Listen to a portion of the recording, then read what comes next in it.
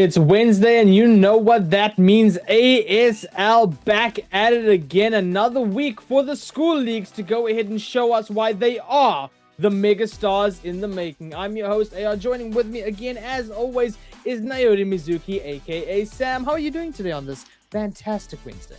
I am so pumped because I love that I get to just kind of flip between. So last week I was doing the Prem division. Now I'm like, you know what? I want to go check out the Open division. I get to see it all. Okay, all of you get to see it all, but I get to be part of the action, which is really exciting. And I'm keen to see, as you said, right, our mega stars of tomorrow, and it all starts right here. And hopefully we'll spot some of those stars in the making.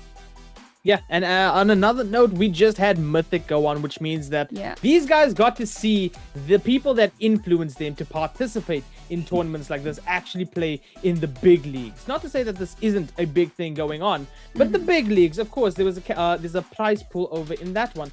Do we think that they're going to take some things that they've learned from there? Because there's a couple of things that we learned as well watching those pros play, from the lightsabers forces actually being used offensively, and that offensively as well, to the little, strategies that go on here and there towards that end game. I can't wait to see exactly what happens. But of course, this is ASL, brought to you by Acer in Education, making this all possible, and all of this leading down to that LAN later this year, AGC, where these guys will be on the front, on that top stage, just going ahead and proving why their schools are the best. Yeah, absolutely. I can't wait for that moment. And you were talking about, watching some of the best players in the country and learning from them and figuring out new strats. And what I found really interesting is, so I coached in a completely different esport, but some certain concepts carry over. And that is that, like, there are some things that the better gamers do that are really difficult to implement purely because of how things are played and the level where you're playing. So you got to find this really difficult balancing act of incorporating all the cool stuff that you've seen, all the cool strategies that you've seen, and still playing for the group that you're playing with. And I'll give you a great example of that. We saw how slow and methodical the Mythic players are, right? You get to like Circle 7 or Storm 7, and there's still like 15 teams left. And you get to like Storm 9, and there's like 5 teams left. And there's so many of them all stacked on top of each other, like in a Pringle tube with like various layers. It's insane to watch, and it's so difficult to replicate that, because here in the Open division, there's a lot more of that kind of W key fever, getting into those fights, getting involved. So it's difficult to implement, but you still want to play safe to a certain extent. So how do you balance that? And that's what I'm looking forward to. Yeah, absolutely. And of course, ASL happens 2 times a week. Today we have double Fortnite action for all of you beautiful people here today. We're starting off with that Open division, and then we will go into that Prem division as well. Tomorrow we'll be continuing with the Fortnite Open division, and then some Valorant action as well. So make sure you do hit that follow button, turn on post notifications, and also go check out ACGL's websites if you guys want to get your schools involved in the future. schools.acgl.gg. This year, the 4th year of ASL, we've had over 180 schools signing up for ASL, pushing forth to show why their schools are the best. And we want to see more of you guys participate in this as well. But we're in the battle bus. You can hear the Star Wars music going on. 49 players and 19 teams, and they're going to hop out of that battle bus real quick. I'll be honest, that's the first time I've noticed the Star Wars music. That's pretty epic. That is very, very cool. No pun intended, being epic. Did you know that Star Wars is technically an opera? I'm not going to answer you. It's a space opera, man. Like, I don't know what to tell you. Anyways, moving swiftly along, this is Star Wars Fortnite. So we're going to keep things a little bit more on topic here. And the main thing here now is watching where these teams opt to land. And you can see how they're fanning out already. There's a little bit of contention potentially down towards the Foxy Floodgate. And then maybe, a little further towards the north of the map. But aside from that, okay, Masked Meadows looks like it could be under some serious trouble. And those are the 3 areas. The rest is pretty open, free space. Yeah, I mean, we get to see it almost every single time. These same areas non-stop. The Mm. floodgate, blooded frogs, masked meadows. These are the places that these guys want to go. There's a couple of teams contesting where the medallions are and where Darth Vader is.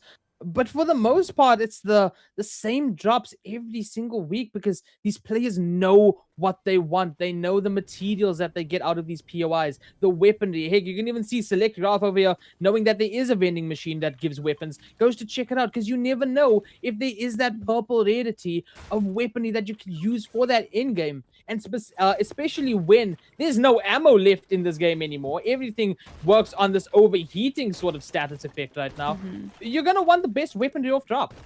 Yeah, absolutely. Fill up your pack as much as you possibly can and make sure that when you eventually get into those altercations like we're seeing right now, perhaps one of you will have the upper hand. Now already builds madly coming forward, creating that little bit of cover, trying desperately to find their opponents here, but walls just keep coming up in their faces, and that's when you got to create that suppressive fire. One teammate to blast through those walls, one to flank around and to hit those shots, and slowly but surely you should be able to melt through your opposition, and finally they will be able to get that knock. We actually saw momentarily there the consequence of that overheat and how much of a difference it made. Unfortunately now in that Scar did lose a teammate, so somehow needs to keep themselves alive here. Brought it down to a 1 versus 1. Pot shots coming through and still managing to survive with 40 HP at the time, healing up now. Wonderfully done here. I mean, that siphon makes all the difference, but gets pushed into the box. And Donnie cleaning up house, and that's just the difference over there between having shields and not having shields, being at a 200 HP rather than the 100. Of course, Trio Gaming over here, squads of 3. We talk about the numbers advantage all the time. That was a duo that went down initially, but good effort over there from Scar, managing to get the 2, the insta thirst to get that siphon off of the eliminations, and then straight up push through, try their best. Unfortunately, the best just was not enough for today. We move over to the first order base where Captain is going to have that medallion and have that mythic as well, which I will also say is probably the most sought after gun right now in casuals. Will these players go after it as well? It has that high fire rate, it has high damage as well. Probably the best gun in game, if I'm going to be completely honest. And the teams sort of know that. We have 2 teams that are at the first order base already. Yeah, I'm glad this time around it's 2 full stacks. What was interesting about that previous engagement was that it was 2 opting to push on 3. But when you're all alone, it doesn't matter if there's 3 of you. You're going to run into a stack of 2 other players. And unfortunately, that's going to be already 1 player dead, 1 player knocked. And Mr. Sir Toast, that's a great name, by the way, has to somehow recover. And I mean, there's no way he pushes that. And this, we saw PRG do this last week as well, where you maybe get a little overconfident, you split up, you're not all playing together, and when 2 players push on top of you, what's going to happen? The chances of you actually surviving that are devastatingly low, and unfortunately that's exactly how this plays out.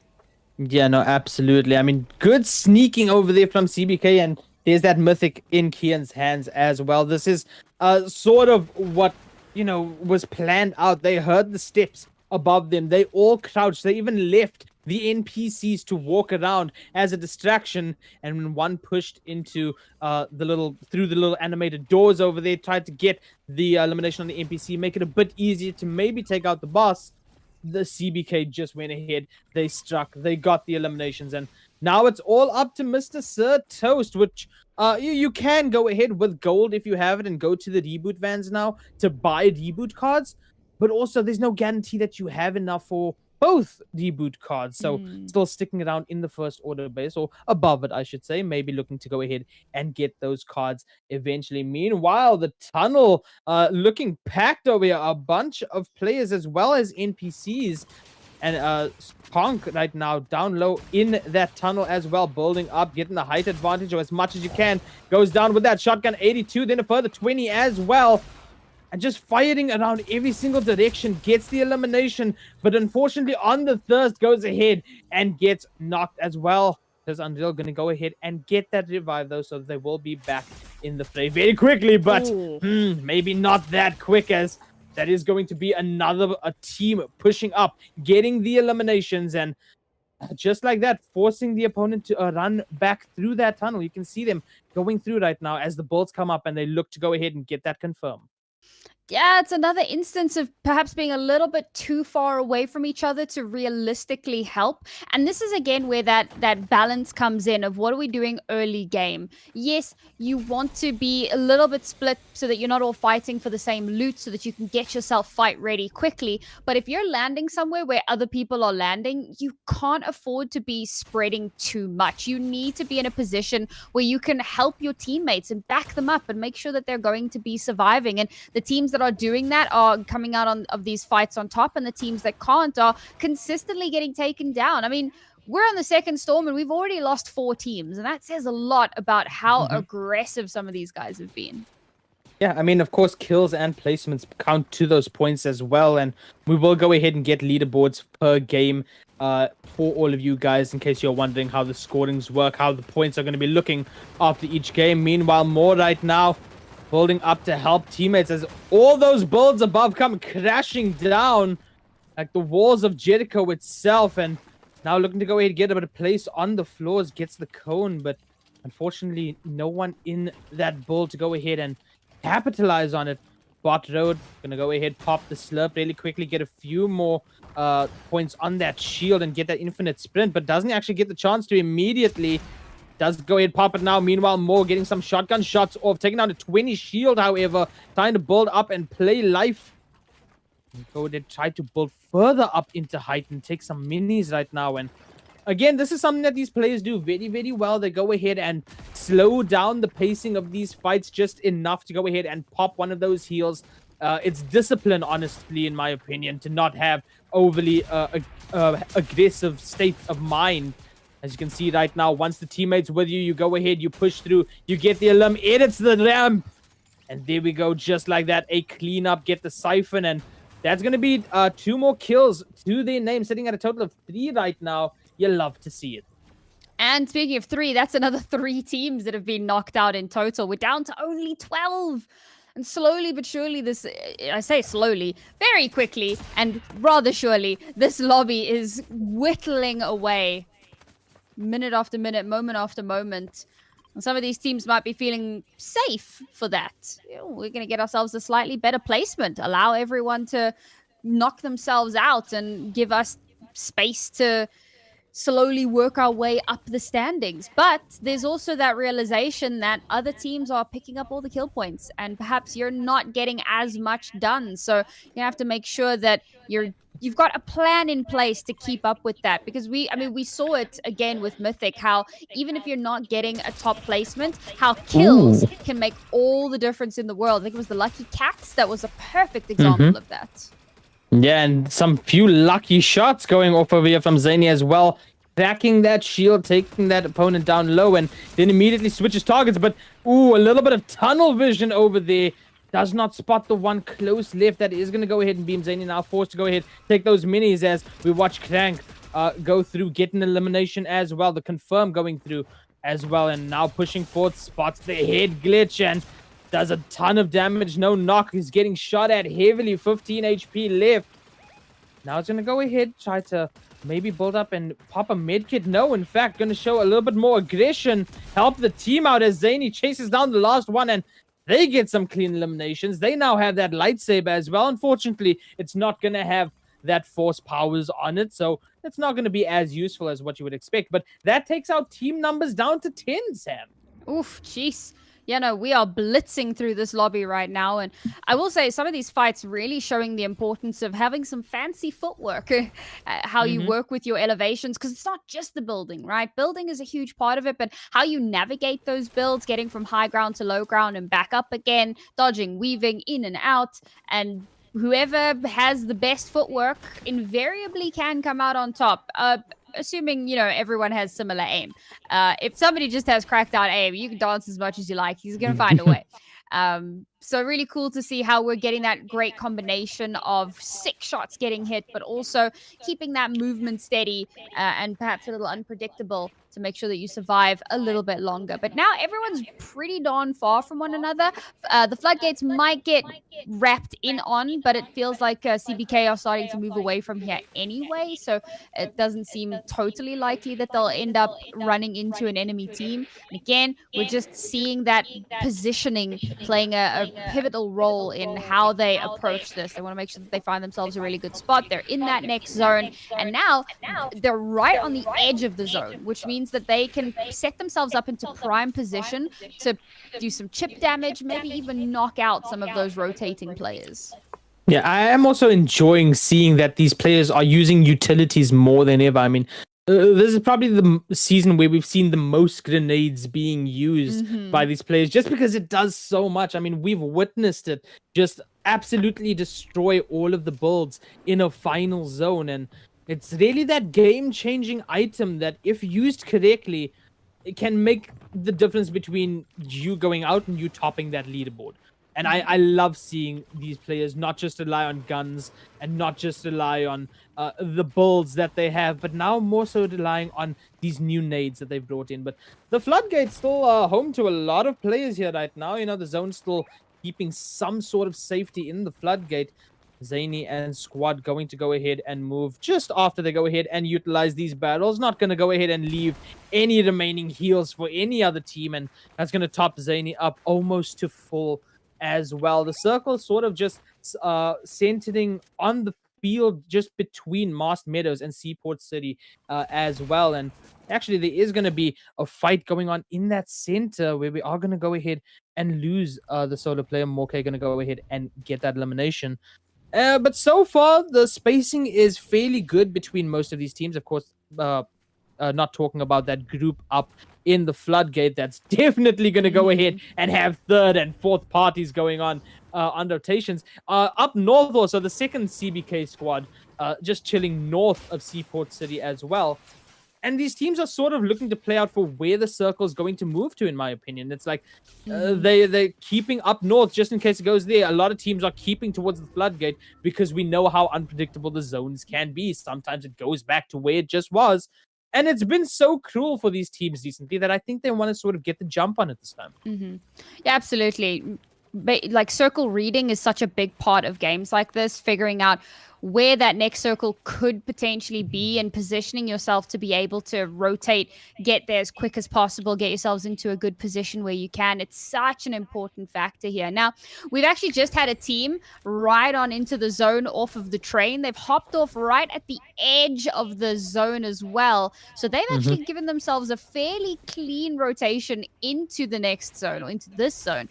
But the storm is slowly closing in. And once we find our next zone, this is again where things could get a little bit spicy, because we saw that most of our teams are heading in from the north and from the east and kind of that whole area. There weren't too many teams that had landed all the way down in the southeastern quadrant. So very few of our teams are coming from that direction, which means there's going to be a little bit of a bottleneck to a certain extent of so many of them moving together, running into one another and trying to catch out some of those rotations wherever possible.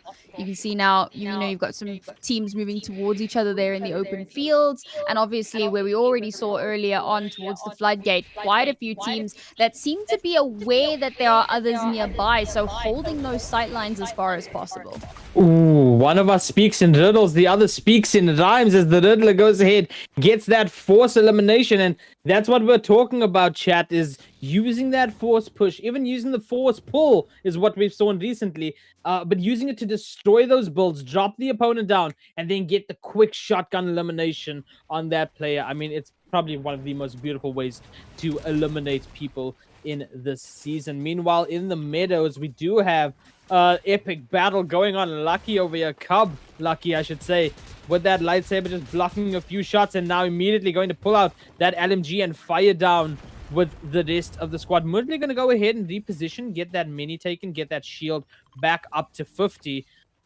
But for the most part, playing it very, very safe. I mean, Mudley doesn't have a ton of cover to work with, has whatever builds the teammates have put down, but just sticking out, trusting aim more than anything. And you can see the rapid fire going through. Now decides to just build a little ramp to go ahead and protect for a couple seconds.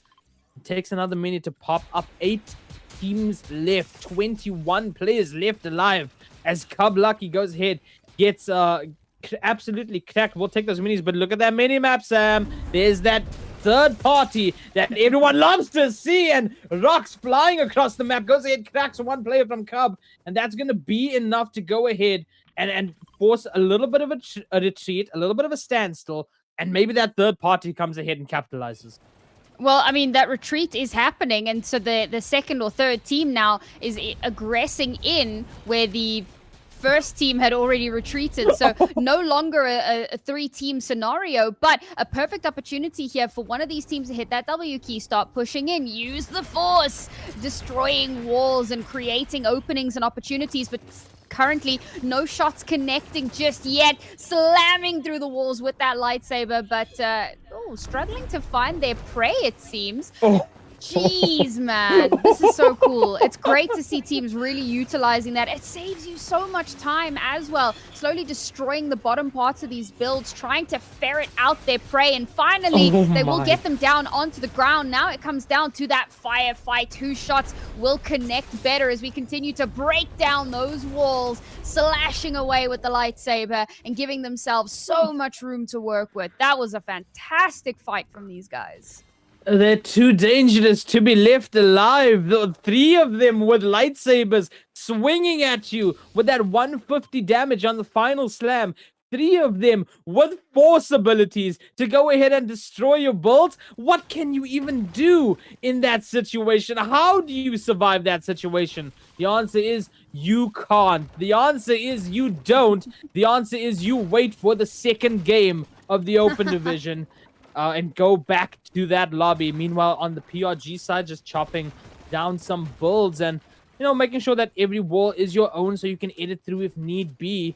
I mean, that's the basics of Fortnite right there, and then edits through the cone to spot anyone in the distance. And they're going to go ahead and mark in the distance as well as X-Man with the beams from that mythic assault rifle, the scoped assault rifle, I should say. Does a good amount of a chunky damage over there.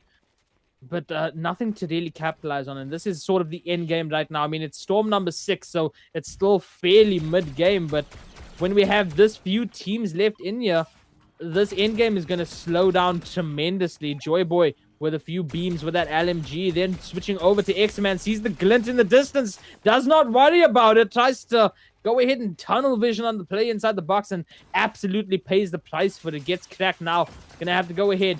Utilize those slap juices, utilize those minis, but gonna first go ahead, expand that 1 by 1 just to protect a bit more and then take the chance to heal up. Looks like there's a solo player. I'm only seeing, obviously, a portion of the mini-map, but it looks like there's a solo player down towards the south there that could get absolutely... No, there's more of them. All right, thank you, production. Appreciate you. Whew, that was almost a very scary situation, but no, not nearly as bad as it could have been. Now, once again, the new zone reveals itself. And, well, these 2 teams are so far away. Both of them are going to have to move, which means they're going to have to fight it out before either one of them can make a move into a particular direction. Unless they have the craziest movement ever, they're going to have to actually make some moves. It's bowling. It's force bowling. And they're just slamming through so many of those builds, trying to annihilate their opposition. Give themselves maybe a moment to move, right? If you're putting heavy suppressive fire, you could use that to run. But no, instead, they're going to push for this. They're going to look for those opponents. They may have threaded the needle, though. Slipped around to the side.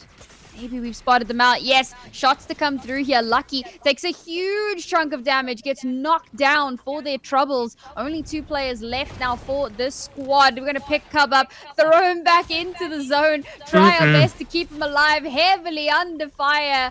Perhaps you should have just gone on without him. Moodly Man had the right idea there, but no, he's been... the build on that came so quickly. How are you still alive if you win this fight? You're outrageous! You're crazy! But unfortunately, with so many still fighting against him, could not survive that one. And that team will get taken down. But look how close these guys are to yet another potential altercation. Oh, that's illegal. We got rid of the Mortal Kombat stuff. You can't go ahead and look at a player running away from you and then say, "Get over here." Use the force pull to bring them back. You can't do that, man. Not in ASL. As Death Bringe, the guy that did do that, did get knocked again. Of course, this is not a storm that you want to get trapped out in. It's gonna start dealing a lot of damage. 8 damage per second, I should say right now. And we're in sort of towards that end game right now. I know I say that a lot, but clearly when there's 5 teams left and the zone is being cruel like this, the storm is unkind at most of its stages in its life. We're at the end game for our first match here, ladies and gentlemen, and this is sort of where you gotta have enough builds to play it out. You gotta go ahead and have enough heals and, well, you know, I would say ammo, but we don't need ammo this season. And unfortunately, Shanahan does not have that inventory. Only 3 builds to the name. Only 2 weapons, and that's it. Nothing else in the inventory. It's going to be a tough one. You got to play off of your teammates very, very well. I mean, you've built this fortress already, but it doesn't matter. You're going to have to move in the next 40 seconds. The pressure consistently mounts here for these teams. I mean, you can see, like, look at Crank, for example. It's like 1 HP Dream at the moment. Oh, excuse me, 6 HP. But, you know, clearly very limited on any sort of utility, any of those, you know, slurp juices and slug jugs and all the... Bro, I feel so weird saying that. I'm not gonna lie. Like, just call it a health potion. I can't. Anyways, they don't have too many of those, it seems. So, gonna be struggling to keep themselves in a contestable scenario, and that's why it's so important. No, dies to the zone. Death becomes you. And now, still with our 5 squads left, but these squads are bleeding and bruised and suffering. And Shanahan taking so much damage trying to get out of the storm. And not going to be much longer for this world. That's the final one down. PRG, the 2-man squad, have somehow brought themselves into top 4 scenario with 5 kills to their names as well. As always, even if it's not the Prem division, PRG, a name to be feared. Yeah, the 3 most dangerous letters in ASL, PRG. We see it every single time, and unfortunately, that situation, Shanahan did not have enough materials to cover from the right side and just got absolutely beamed by X-Man there. But our top 4 situation, as Plushy from the CBK side is going to go ahead and pull off this res, even drops the mid kit in advance to go ahead and let QM Plays go ahead and heal up. And, you know, 8 players left. That zone, not very kind. It's going to favor whoever gets up there first. It's going to give that height advantage immediately, and you can sort of see it over here with the second CBK squad, and we are going to have some friendly fire in terms of CBK versus CBK inevitably in these final few moments of our first game. Uzumaki just building these cones to go ahead and prevent anyone shooting the floors out and dropping the entire squad. And now spots one in the open. DMR shots in hand does not connect on those shots. We have lost 1 other player within this sort of fight as QM Plays does go down. And now the CBK squad, they need to go ahead and slowly move down. Look at where that zone is moving. Storm number 10 damage a second is not what you want to see, especially when X-Man gets that elimination due to storm damage as well. Engi up close, lightsaber in hand, says off with his head, chops down, gets the 1, and just like that, we're in the final 2-team situation. Big Mac trying to spray down up close and personal, but Engi with that lightsaber is going to prove to be a problem for this final player, and it is going to be, I believe, the PRG side. Yes, it is, and caught out in the storms, not where you want to be. CBK take that first game with 4 eliminations and a victory royale. Bro, how did PRG get all the way up to 2nd position? I don't understand. Yeah. Only 2 of them alive in that throughout that whole lobby, and they did exceptionally well for themselves. They were a menace. It's not like they came into 2nd place with 0 kills. They were getting quite a few of those elims, raking up those scores, those points, and managing to get themselves a nasty placement to boot. Very well done. But CBK, from the beginning of this lobby all the way to the end, they were consistently in those fights, consistently winning them out, and consistently getting really, really good results. So I'm looking forward to seeing what their score is going to be at the end of this, because I think it's going to be gross. I'm pretty sure they had a fair few kills under their belts there. You add on to that the first place in the lobby, the victory royale, and you've got yourself a nasty scoreline.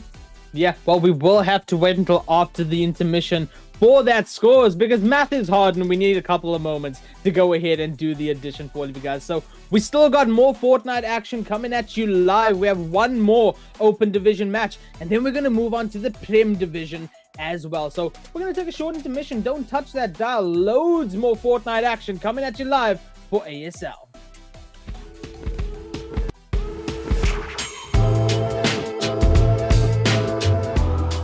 We're at Weinberg Boys for the first school event of 2025. We saw a massive increase in participating schools and students in 2024. This year, we're only planning on going up. One of our goals this year is accessibility. And we'll be looking at fine-tuning our LANs to make them more accessible, and also looking at more avenues where we can have underprivileged schools without equipment being able to compete. We also have some really nice educational features coming onto the website, but for now, it's a secret.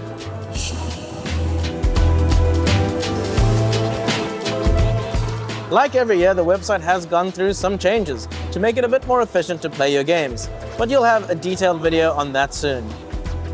We're excited to be back. I hope you're ready for a new era of school gaming.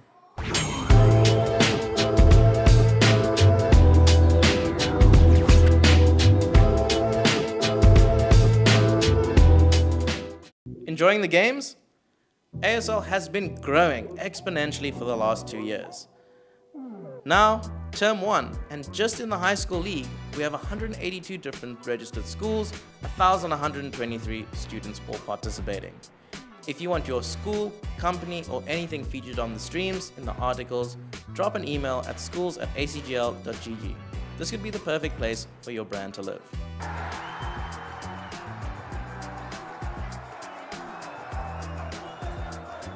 But if you're not looking to be involved with the high schools, we still have the primary school and university leagues. So, what are you waiting for? It's time to get involved in esports.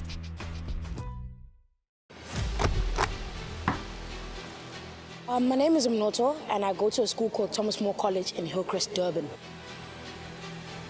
I play Rocket League. Yeah, Rocket League is my favorite game. Thomas Moore doing it, and Mnoto coming off the seating. We placed third, unfortunately, in the schools league, and today we did not win a single game. I found it amazing. It was very hard, yes, in general, but yeah, that's what comes with competitiveness. No, this is in fact my first time being in person with friends, with teammates, and yeah, it's been an amazing experience.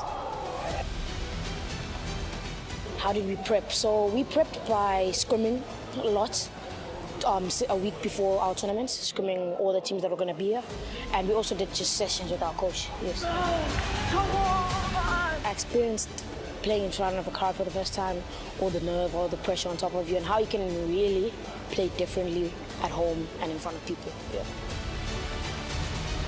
My highlights was probably meeting all the pros, Snowy, To Die For, Cams, Ram, Mr. Low. Yeah, that was definitely my highlights.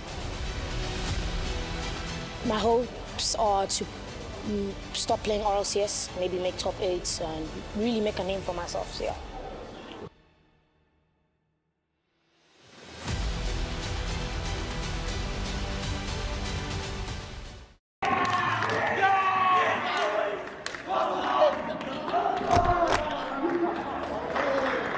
Hi, my name is Sander Estreisen. My name is Christian.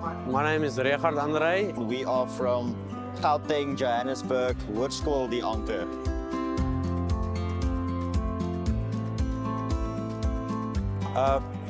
The games are definitely challenging. We have a lot of different players with different skills. They are very good. Some of them are poor at the game, but it's very challenging. I say it's hard, difficult. Van hulle was lekker, van hulle was moeilik. Daar was baie kompetisie.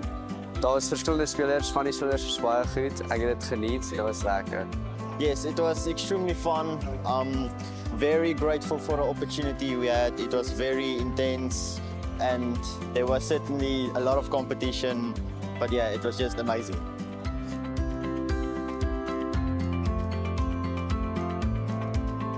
yes, this is our first LAN experience ever, so we are extremely grateful for the opportunity. Yes, this is me and my team's first LAN experience ever, and it's quite different, very different. A lot of people around us can hear what they are communicating to the teammates, and it's definitely more pressure than at home. We're comfortable. Ja, dit is my eerste LAN experience. Dit is baie anderste, baie groter. Ek het dit nie verwag nie. Die mense is nice, almal. You can feel the environment. I mean, the people are very nice in it, but you can feel it's not the same at home, like on your own setup. Everything just feels like different, but it was good.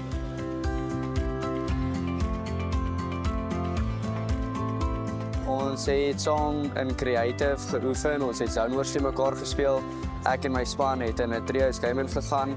Ons het ons strats uitgewerk en ja. At home, we play together a lot. Creative mode, public games against other people, just making sure. Ladies and gentlemen, ASL continues, and we have that leaderboard set up for all of you guys as well. I'm AR, this is Sam, and we just got done with that first game of the Open Division for today. Sam, it was a hectic one. I think it's probably the most in ASL that we've seen the Force being used. Absolutely. I mean, that was so much fun to watch, using it to destroy walls, to displace people. And I must admit, the lightsaber kills are just... And the fact that he's in a Vader costume as well, like it all just, it just came full circle. It was very poetic. But I'm glad that we got to see more of that. It was something that we commented on during Mythic as well, where we were like, oh man, it's so good to see the Force being used more often. We're not seeing it as much in the Schools League. And maybe some of the teams just needed a little bit of time to come to grips with that ability and how best to utilize it. And well, clearly, the practice that they've put in on it has paid off. Yeah, and we do have that leaderboard, which is very, very interesting because it's only a 7-point lead right now. CBK taking that first. This is the squad that did go ahead and manage to get that victory. They had 4 kills on the Victory Royale. Hot on their tails, though, is PRG. They had 6 kills as a duo, and they came second. And from the word in chat is that the third player for PRG is on their way from a soccer match. So, yes. I mean, if PRG got 6 eliminations and got second place with a duo, what's going to happen in this game if they have their third? And I'm also looking a little bit further down the list there at De Anker, which was another one of the schools that we had, noticed a few times during our open season last term. They also got 6 kills in that lobby, got themselves all the way up to a 3rd place there. Obviously, it's a bit more of a gap between 1st and 3rd at the moment, but if you can have yourself a really good 2nd lobby, then, you can start to climb up a little bit more. But as you mentioned, that 3rd player from PRG coming back in a few minutes or joining in a few minutes is a terrifying prospect, because if a 2-man squad for PRG can get 6 kills in a 2nd place finish, I shudder to think what happens when they're a full 3-man squad. Yeah, I also want to point out in 5th position over there, ZWK with 7 eliminations. And this was the team that did that Force pull kidnap in the Storm as well. So they certainly know how to use the Force to the best of their abilities. So what's going to happen in the second game? I mean, the points right now, we're more so looking at 1st and 2nd with only that 7-point gap between it. But we know how the leaderboards are. We know how Fortnite is. Anything can happen in a game of Fortnite, especially when they go ahead and add Star Wars for an entire mini season, an entire month of this sort of gameplay, not needing to worry about ammunition, not needing to worry about anything else, just spraying down through walls, switching weapons and getting those eliminations. And these players, they know how to do it, which, I mean, we talk about this all the time, Sam. This is so impressive because we have players over here that are all the way down in primary school that play this quick, that play with these top level strategies in hand and make these quick decisions on the fly. It's so impressive.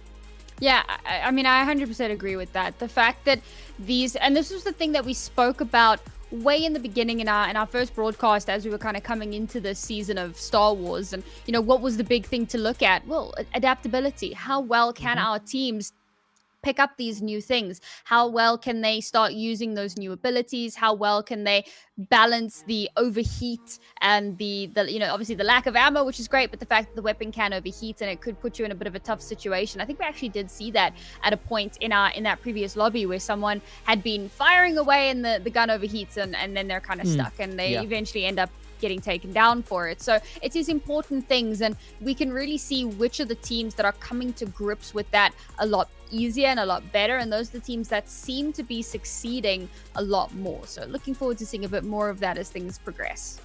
Yeah, absolutely. And of course, ladies and gentlemen, immediately following this open division, after a short intermission, we will move into the Premier Division as well. So a total of 4 Fortnite games for all of you beautiful people to watch today. 2 games of Premier coming as well, where we're going to see the top guys go through with it as well. Not to say that we don't have top guys in the open division. I mean, they're out here pushing through. They're out here gunning for the top, all gas, no breaks, as they try to get to AGC later this year, the land that is happening. We had AGC last year. It was an absolute blast. We got to witness these guys playing live in front of our very eyes, and we got to see these guys meet their heroes, and in return, the people who influenced them, the heroes, meet who they influence. It was an absolute blast. I can't wait to do it again this year. It's that land that happens down in Cape Town, so keep your eyes peeled for AGC.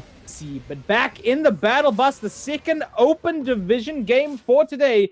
39 players hopping out to go ahead, find the best loot, and gun for that victory royale.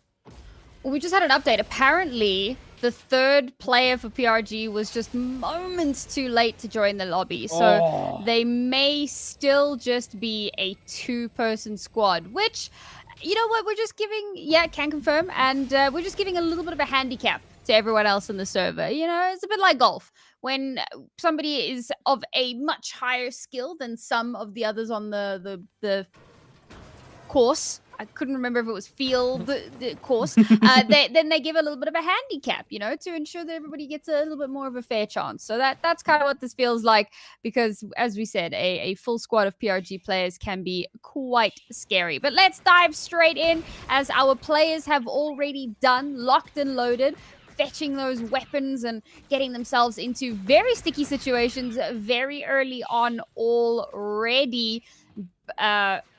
SSX VQ guys, please think of the casters. That's all I just think of the casters. Dangerously low on HP at the moment, and in, as I mentioned, a little bit of an altercation, but it seems like they've managed to put down enough suppressive fire to keep themselves alive a little bit longer. And some solid fire from range means that I don't think they're going to get contested anytime soon. I mean, they are thinking of the casters. They're asking us to make minion noises on stream, which, I mean, what is better than this? But it's nice to see that Brutal Boxcars is getting a little bit of love as a POI. We haven't really seen much players land here ever since some of the mythics that were really sought after got removed from this POI. So it's kind of nice to have players sort of fight out immediately off the bat at Brutal Boxcars. Along the rest of the map, we do have team in the first order base. We do have teams over by Vader Samurai Solitude, of course, looking to get that lightsaber off the bat as well. And yeah, CBK right now looking at Darth Vader, not gonna let them get this lightsaber easily. They're gonna make them work for it. And we do see Vader go down, and we will see the training montage happen over here for Engi. Gonna go ahead, talk to Vader, get that lightsaber, get that force saber throw as well, and then move on. And little animation as well. Oh, I love the transition. Fortnite puts a lot of effort into the tiny details, and I absolutely love it and appreciate it. I just love the Baby Yoda, you know. That's Grogu. Bro, do you remember when that was such a big thing? Like, you know, it's still cute and people still love it and stuff, but it was obscene how popular that was a time ago. And really, is a battlefield the best place for something that cute? Apparently that is the case, but I'm not sure Are you really going to shoot someone that has a baby Grogu on their back? No. Yes. I mean, come on. It's stupid. Yeah, okay. Because you're not shooting at the Grogu, you're shooting at the person. You know, you just got to aim, lol. Then you got to go ahead and thirst the player, and then you just see Grogu crying on the back. Yeah, and then you like emote on their body, and you know, it's like... it's tough out here, man. It's not like, do you really do You that? start flossing right in front of Grogu. Do you have Greg would probably join in, let's be honest. Yeah, actually real. Yeah, but the train actually getting captured by Donnie and the rest of the squad, so they have that scoped assault rifle mythic as well, and Burr gonna go ahead and use it immediately. 30 upon 30, and then a 29 as well. Pistols in hand as well. AGT gonna fire off a few shots just to maybe push that player into a precarious position, and a few more shots. Unfortunately, Donnie getting lit up heavily. And that kill feed. Crank gets an elimination. Crank was also doing very, very good in the last game as well. So keep your eyes on that kill feed, ladies and gentlemen. But just looking to gun forth, get a few more eliminations. And AGT spots one on height, immediately turns, but unfortunately gets absolutely blasted from the right-hand side. And that's going to go ahead and put PRG to push down real quick. There's one Thirst. Pushing very, and look at the confidence out of X-Man right here. Duo squad, it doesn't matter. Pushing deep into the fight. 49 with the shotgun, immediately builds up. Floor on the side, drops down, tries to break the wall on the way down. Joy Boy right there now to go ahead and help out the team. Capitalize on, I don't want to say numbers disadvantage. This feels like a numbers advantage, especially when it's PRG gunning down an entire team. And you talk about that movement, you talk about the fancy footwork, Sam. No one does it like they're doing it right now. Jumping over every single build and hitting shots as they do it. And then immediately slowing down, taking those shields just to get back up. And they do such a good job of combining both healing passively and that full-on aggression every single week. I mean, pacing is so important here, right? Speed up, slow down, keep that enemy player on their toes and questioning what's going to happen next. And I mean, anybody in a competitive game will tell you how important it is to have confidence. If you don't have confidence, you're just not going to succeed. You're not going to do well. And that's one of the things that PRG has in spades. They know that they're good, and they're going to keep leveraging that as far as they possibly can. They're both still trying to catch this lone straggler here, firing through all of those builds, and finally that knock will come through and they should be able to finish that off. Perhaps there's still another player here. There's a lot of care being taken. Oh my goodness, ratting it out there below the building, trying so hard to survive but cannot live forever. They'll finally get that one, and PRG up to 3 kills so early on. And might I draw your attention to the top left of your screen? We are down to 13 squads already. Yeah, just like that. Feels like we just got out of that battle bus. We did see that fight immediately off of rip at Brutal Boxcars, but somewhere else along the map while we were watching that, just more fights happening, a couple of kills in that kill feed while PRG was gunning down. We move over to Mudley and Tahir right now, who have also turned into a duo, unfortunately losing Cub from that last game, and now getting shot at from the hillside, from the top of the hill, immediately building up around the shrine. Not really the best spot that you want to be, considering that sometimes builds just don't go down, but they're making the most of it. A lot of damage straight to the HP over there. No shields on one player, but unfortunately, Mudley gets pushed off as while building that ramp, I should say. The jump around is Tahir trying to go high risk, high reward. Absolutely cracks Palpatine, but that lightsaber just does so much damage. And it's once again Darth Deathbridge going ahead with that lightsaber, knows how to use it, even with that high risk, high reward. Goes ahead and gets a couple of eliminations for the team.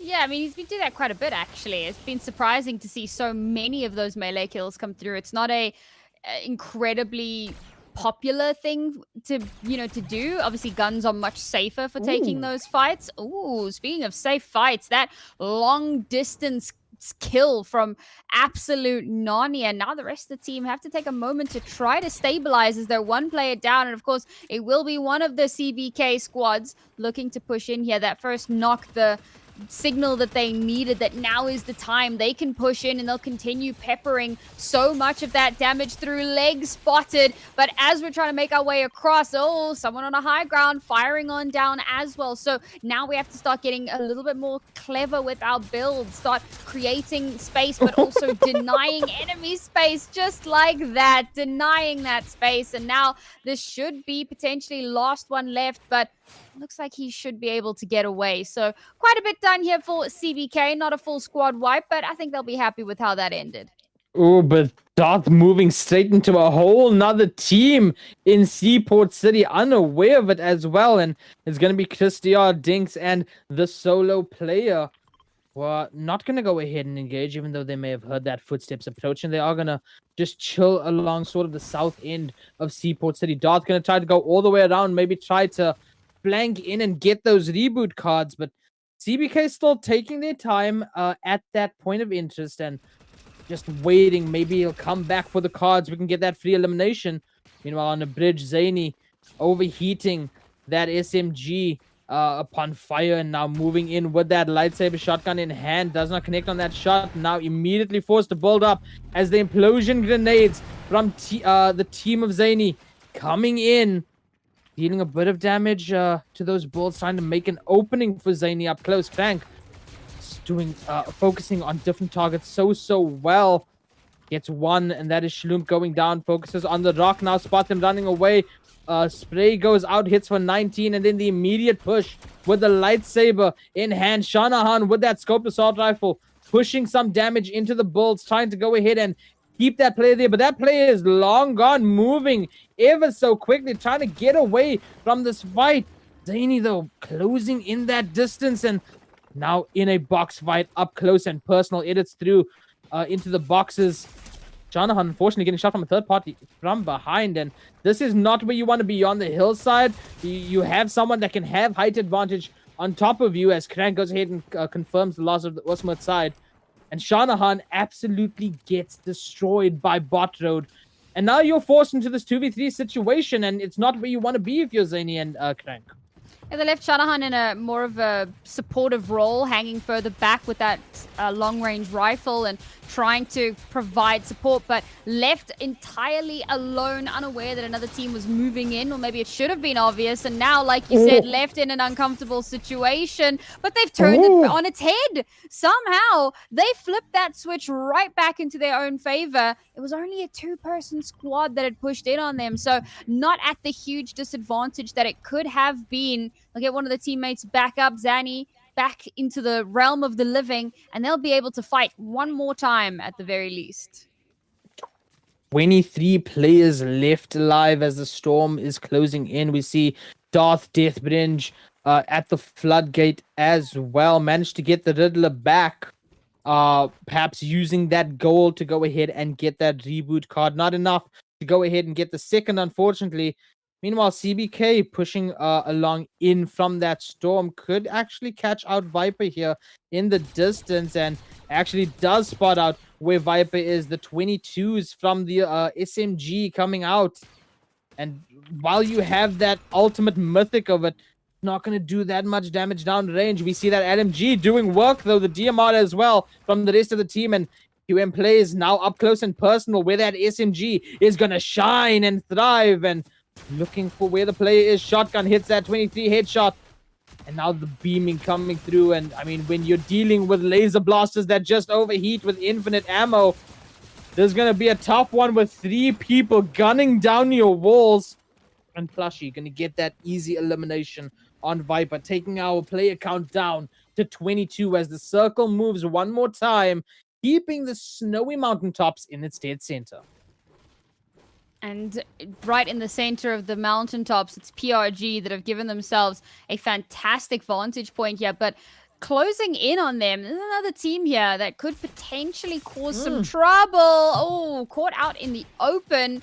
And Liz going to be able to pop some of those walls up and deny it, deny the knock. Oh, but teammate is taken off completely. You got no cover to work with. You're out in the open. You're going to get deleted. PRG give no quarter. They've done it again. They've taken out another 3-man squad. 6 kills already in this lobby. They've already matched what they did in the previous. They're looking to continue with that reign of absolute terror. CBK now almost upon them. And CBK will be well aware. You can see here, they're aiming down, they're seeing it. But a couple of shots being fired through means that PRG now are aware that there's a squad just below them. And as we know, General Kenobi, they've got the high ground. Yeah, absolutely. And I mean, straight up PRG in that initial fight was just saying, ¿Qué está haciendo aquí? What are you guys doing on our mountain? But Joyful did get knocked over there, or Joyboy, I should say, did get knocked. And UM plays pushing up now, looking to go ahead and get rid of the threat that is PRG on top of the mountain. Gonna go ahead out in the open behind a tree. Interesting choice and position to go ahead and pop that chug jug, but now pushes in very aggressively, has that mythic in hand. Is QM plays looking to make the most of it, and you can see the full 3-man squad gunning down like a pack of hyenas, smelling blood in the water, knows that they knocked down one of the PRG members. Up high though, box being built just next to the launch pad, and I mean, bullets coming out quicker than ever. PRG managing to stay alive for a little bit longer as they now face a 3-man situation up against them.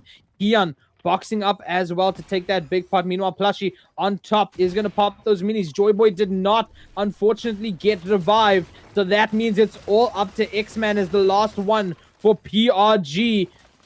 This might be the first time where PRG feel that numbers disadvantage on their side, as CBK putting so much pressure right now on this box, burning through material. 75 on X-Man, and then the spray through as CBK wipe out the PRG duo, and they get another mythic for their troubles, another reward, and off in the distance, more bulls, and the action just does not stop over here in ASL.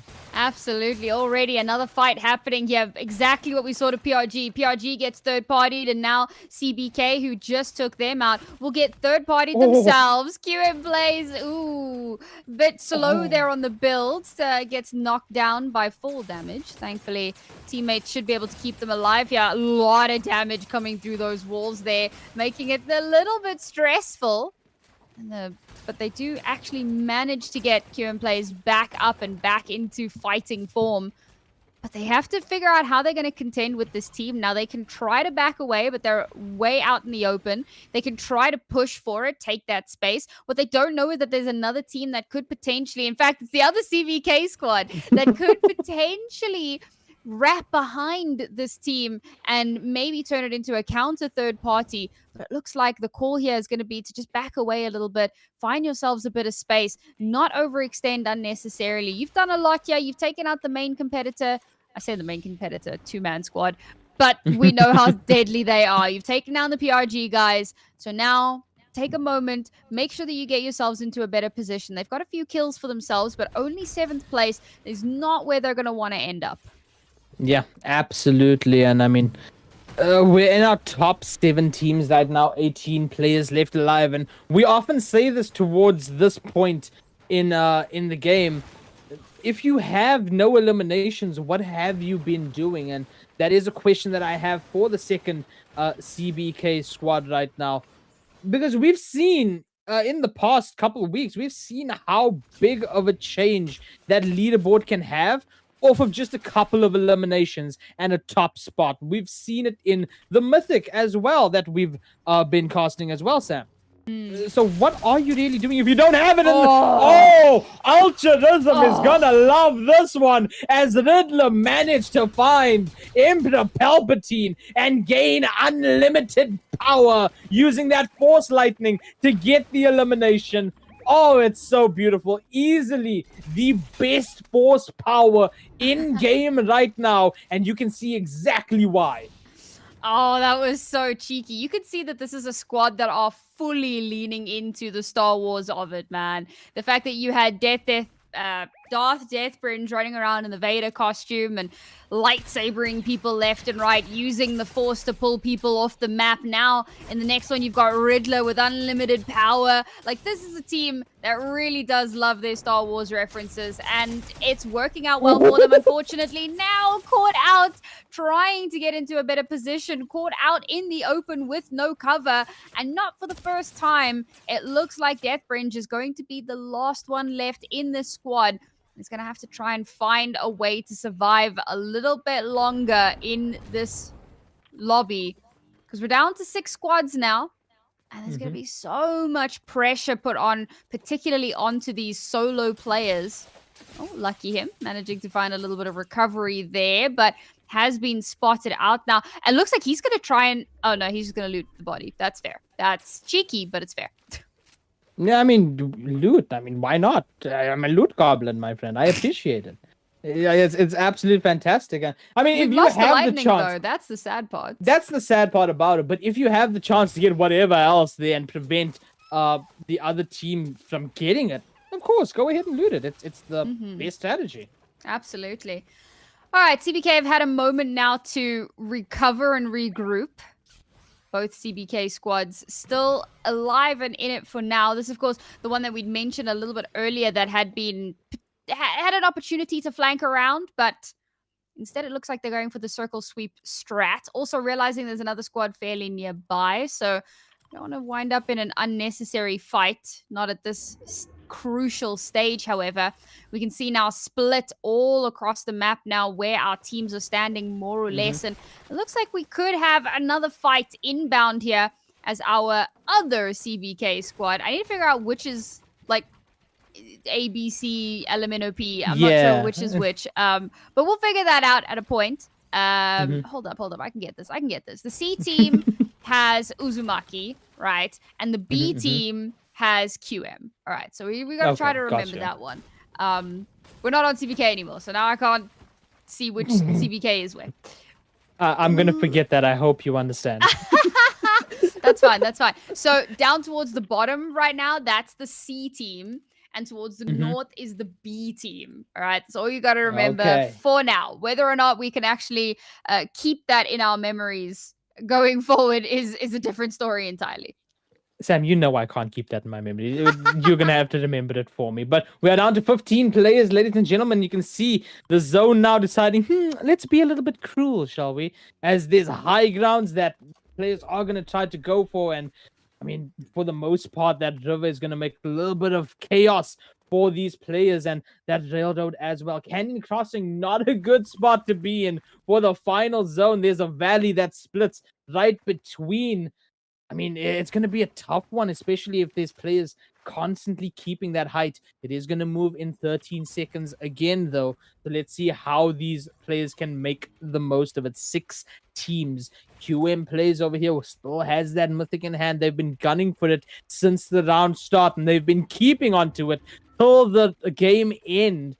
And looking to make the most of it a little bit more over here in the final few moments. And, I mean, Sam, there's a lot of water in that final zone as well. It's going to be very difficult. And you can sort of see on the minimap why Canyon Crossing not the prime spot to have a final zone, especially with that bridge, with the valley. It makes things so chaotic. It makes things so difficult for the players to actually get prime positioning on everyone else. 5 teams left. This is it, the second game for our open division here on this fantastic Wednesday afternoon. Zany has that redeploy in the form of that wind sprite. They do have an opportunity to get blasted up into the sky and manage to pull their parachutes without having to find a launch pad. Has a lightsaber as well, but I mean, positioning is going to be key over here for these next 5 seconds. Yeah, I think positioning in general is going to be important because the nature of this canyon means that there's a lot of potential falling. Thankfully, the water can negate a lot of that. But if you land in just the wrong spot, you are in trouble. Speaking of in trouble here, we're pushing in onto another player, and a great knock onto Plushie means that CBK, now also having lost Capcom Canyon, means that there's only one left. Now we have to find him. Where is he? In amongst this mess, in amongst everything that's going on here. This will be the B team that is slowly but surely being whittled away. caught out in the storm, so much damage taken, and there's no way. Did they all just die? Oh, okay, Big Mac's still in this. Big Mac's still in this. He's somehow managing to keep his team on their feet, keep them alive a little bit longer as we're down to 4 squads, but he's still in the storm. He's still chunking damage. He's chugging. He's running. He's trying to survive. Will he make it? And he does with 10 HP remaining. Somehow, he's still in this.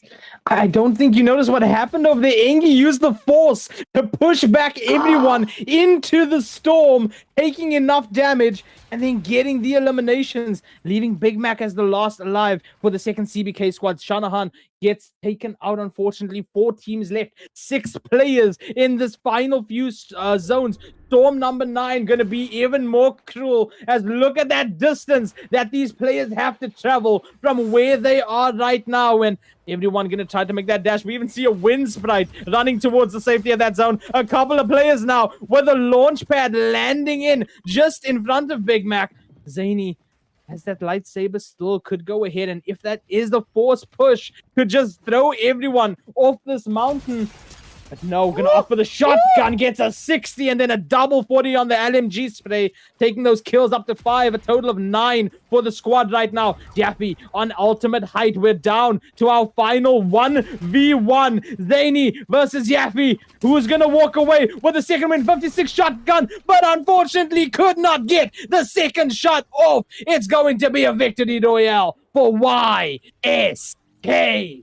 Oh, what a beautiful way for that to end as well, because that zone made everything so much more stressful the whole way through that. The fact that they were constantly needing to maneuver around this weird high ground, and the zone or the storm moves pretty quickly, particularly when you're, that late into the game. It moves quickly and it chunks away your health. So if you are caught in an uncomfortable spot and perhaps somebody's force pushing you back into the zone, or perhaps you just have to try and climb a freaking mountain like we saw for Big Mac, there's a lot of danger and a lot of turbulence that you have to fight through. I was actually really impressed though that Big Mac was like he didn't succeed, right? So he gets there, he gets out, he starts healing up, and you're like, all right, cool, he's safe. One shotgun pump to the face, and he's just down for the count. It was so rough. This final circle, this final zone was incredibly difficult to navigate. So well done to YSK for being the ones that came out on top of it. Yeah, absolutely. I mean, this is what we love to see. I mean, from the implosion grenades getting used more often to that end zone that ends up with everyone having to build up the side of a mountain. And then seeing the force push go ahead and push everyone back into the storm as well.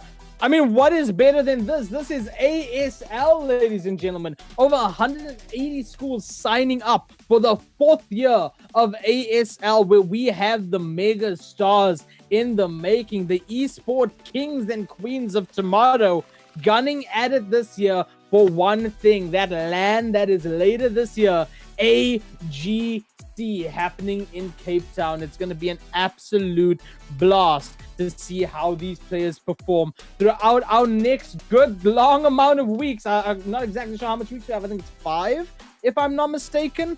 So yeah, it's a lot of action that's going to be happening. You don't want to miss out on any of this. But Sam, we are going to look at that leaderboard one last time for the open division before we get into the premier. But before we even get into that, make sure that you are following ACGL on all the socials. If you want to get schools involved within this, schools.acgl.gg. Like I said, over 180 schools signing up for the 4th year. And we want more of you. We want to see over 200 schools for the next time we do ASL, because it's absolutely fantastic to witness what you guys do. And it's absolutely fantastic to witness this, especially this year, because only one team from each school can make it through. Yeah, and that was a really, really big change, I felt like, coming into this, whereas previously it was just kind of a case of, well, anybody can make it, right? And you could potentially have like 3 teams from one school, and maybe some schools find that a little bit unfair, and you could argue either way, is it fair to the better teams just because they come from the same school? But it's not really fair to the individual schools who also put a lot of time and resources, and also would like to have the spotlight a little bit every now and then. So personally, I think it's a great change. It also really motivates the players who are on all of the other teams to get to a point where they are the team that gets to represent their school. And I think that's really important as well. Competition amongst not just your opponents but your peers as well is really, really important for making sure that you're kind of staying on top of your game and keeping your skills sharp. So I love that change, and I'm so super excited for that LAN, because as you mentioned, right, it's not just about the school kids that get to go there and play. It's also about the fact that they get to meet and see and play with some of the best players in the country. It's really, really cool. It's a grand opportunity, and of course every one of them is chomping at the bit for it. Sam, I'm looking at this leaderboard. You're gonna have a shock when you look at it as well. With a 1 point difference, Ooh. CBK take first in the open division for today. 1 point, ladies and gentlemen, and that is the CBK squad of Engi, Uzumaki, and Big Mac that went ahead and ended off in that game. In second place, we do have Zany's squad moving through as well. Third, we are going to see YSK, and fourth is going to be the other CBK squad as well. PRG getting pushed all the way down to fifth, but a 1 point difference is insane, Sam. Well, bearing in mind that the difference between second and third is like 3 points as well. So it really is down to the wire. The Anker, that's of course one of the teams we mentioned that we had seen last term that had performed really, really well. And of course, here to show us again why they're a team that should be kept track of. You know, you got to keep an eye on them. As much as we'd like to talk about the PRGs of the world, and let's face it, PRG Bravo, sure, they were only a two-man squad. We have to put that caveat on it, but sitting at 5th place for today's matchup really gave an opportunity for some of our other schools to shine, and crucially to start raking in those points, because of course not everyone gets to go to LAN. Not everyone gets to go to the Premier Division. You've got to be the best of the best in order to get there. So these teams took that opportunity with both hands and they ran with it. Yeah, absolutely. We are going to take a very, very short intermission to set up the Premier lobby for all of you guys. Unfortunately, we have to say goodbye to Sam for now. But we do have more action. So I want you guys to go ahead in the chat, count the minutes, see how long this intermission is going to be. Because when we come back, we're going to start off with the first game of the Premier Division.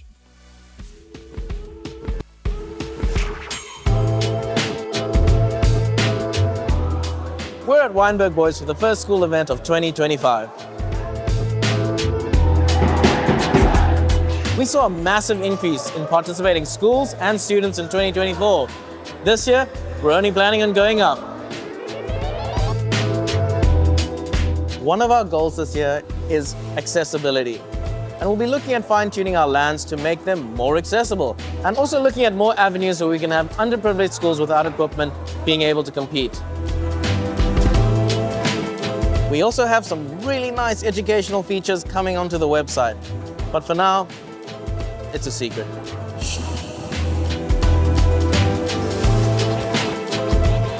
Like every year, the website has gone through some changes to make it a bit more efficient to play your games, but you'll have a detailed video on that soon.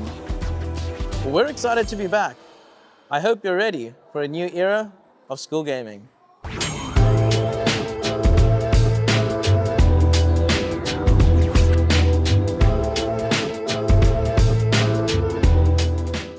Enjoying the games? ASL has been growing exponentially for the last 2 years. Now, term 1, and just in the high school league, we have 182 different registered schools, 1,123 students all participating. If you want your school, company, or anything featured on the streams, in the articles, drop an email at schools@acgl.gg. This could be the perfect place for your brand to live.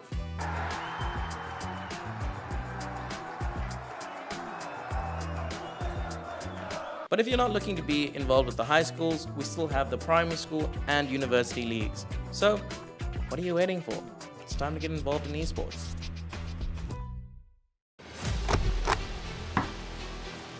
My name is Mnoto, and I go to a school called Thomas More College in Hillcrest, Durban. I play Rocket League. Yeah, Rocket League is my favorite game. Thomas Moore doing it, and Minoto coming off the seating. We placed third, unfortunately, in the schools league, and today we did not win a single game. found it amazing. It was very hard, yes, in general, but yeah, that's what comes with competitiveness. No, this is in fact my first time being in person with friends, with teammates, and yeah, it's been an amazing experience. How did we prep? I gave you guys a little bit of homework over there to calculate and count the minutes, count the seconds. Let me know in the chat how long we took, because we are back with more ASL action, ladies and gentlemen. And who do we have this time? Oh, it's a Wild Ultranism who is really excited to see that Force Lightning in action. Welcome, Alt. What did you think of that open division? Oh man, I love watching all of this, and I was sitting in the chat, and as you called out, like, Alt will love this, I was already dancing. We finally got to see the Force Lightning. It was a lot longer range than I expected it, and then it went from good to amazing with that ending on the side of the mountain. I have not seen, I mean, we always talk about people needing stuff like builds there, normally just to like outplay your opponents. There it was literally just to survive, and everyone adapting, using wind sprites to get up onto the high ground. What an amazing ending there, and we still have 2 lobbies ahead of us here, AR. Yeah, the Premier Division just starting off right now, ladies and gentlemen. This is what you all love to see. Wednesdays, that 4 lobbies of Fortnite, ladies and gentlemen. And then if you want some more actions, come by tomorrow as well, because we'll be continuing that Fortnite Open Division, followed by some Valorant action as well. But Alt, we have gotten to see these guys play a little bit differently now. You know, Mythic has been happening as well this past Sunday, which means that these players, they have witnessed the strategies that have occurred in there. They've witnessed these pros go at it, use the Force, use these Mythics, utilize these map rotations. Things are going to be changing just a little bit on its head. I mean, we saw the Force Lightning in hand. What else do you think we're going to see within this? Well, you know, this is what I love about the fact that there is that parallel running with the pros and the school leagues at the same time, because that's exactly what the LAN is going to be like halfway through July down in Cape Town, with the students on the I think it's the Thursday, Friday, and then Saturday, Sunday being the pro division, where the kids can even play in the same tournament. So I do love that it's happening at the same time. And we have seen students learning from the pros every season, you know, every time they get to watch it. So I've seen stuff like the adaptations to the end zones. When we first started ASL, it always seemed to be like a very chaotic, just focus on killing everyone without really prioritizing your own life. Now we've gotten to see the youngsters building up and, you know, opening one little angle, taking a couple of pot shots, but most importantly, not giving away free shots for their opponents. So I love to see that. The other one, like you say, is being able to put a little bit more emphasis on those powers, on the Force powers. We saw people with the Force pushes. Last week, we got to see like teams for the first time ever using the Force push to eliminate builds, not just knock people out of the zone or off high ground, but actually as a tactical advantage. And now, like you say, the lightning coming through there. I have seen that the Force throw has kind of gone out of mode a little bit. I don't know if you've seen it a couple too many times or... Yeah, it's a little bit rare. The Force push now more than anything with the actual rocks that fly through. The other one has sort of like faded away. I think they've reduced the numbers of it spawning on the maps as well. But yeah, I mean, in the Mythic, we got to see someone use the Force pull to kidnap someone out of their builds up onto high ground with the rest of the enemy squadron. I mean, it's something that you love to see. It's something that I hope we see over in this lobby, because, I mean, wow, look at that numbers. 51 players in this lobby, Alt, and every single one of them wanting to go to the north side of the map, apparently. I mean, this is one of the things I love the most about Premier Division. These guys have worked over the whole first term to get here, and now we get a full lobby, and it always ends up with such a bloodbath. We have seen, it doesn't surprise me to see so many people going north. First Order Base has been one of the most popular drop sites. And I mean, these guys seem to be going directly for that. There is distance, and I think a couple of people have dropped out. On the other side, the west of the map, going to be hosting Mighty Micah and the rest of the squad. They've been, you know, constantly in those podium positions, second or third. The big ones that I really want to see coming out is... no, I don't think that we are going to see the Danka side coming in here. So Mighty Micah, this is a squad, AWAC, Dragon, and KB7. They have also been, you know, consistently top 5 in basically every lobby that they enter. I mean, they're going to start us off already, Dragon getting the first one, and loses the teammates on the other side, though, 2v2, to try and fight it out to see which team is going to be the first to be eliminated. loses one on the other side to PRG as well, and then Dragon using those EMP grenades to not just push back that opponent, but to crack the shields as well. Of course, the EMP doesn't do any damage to the white health over there. It's only and purely shield damage whatsoever, and using it so precisely to push back that opponent, get some space, and now they take the launch pad, and they're out of there. They're going to rotate. They're going to try to get the teammate back in.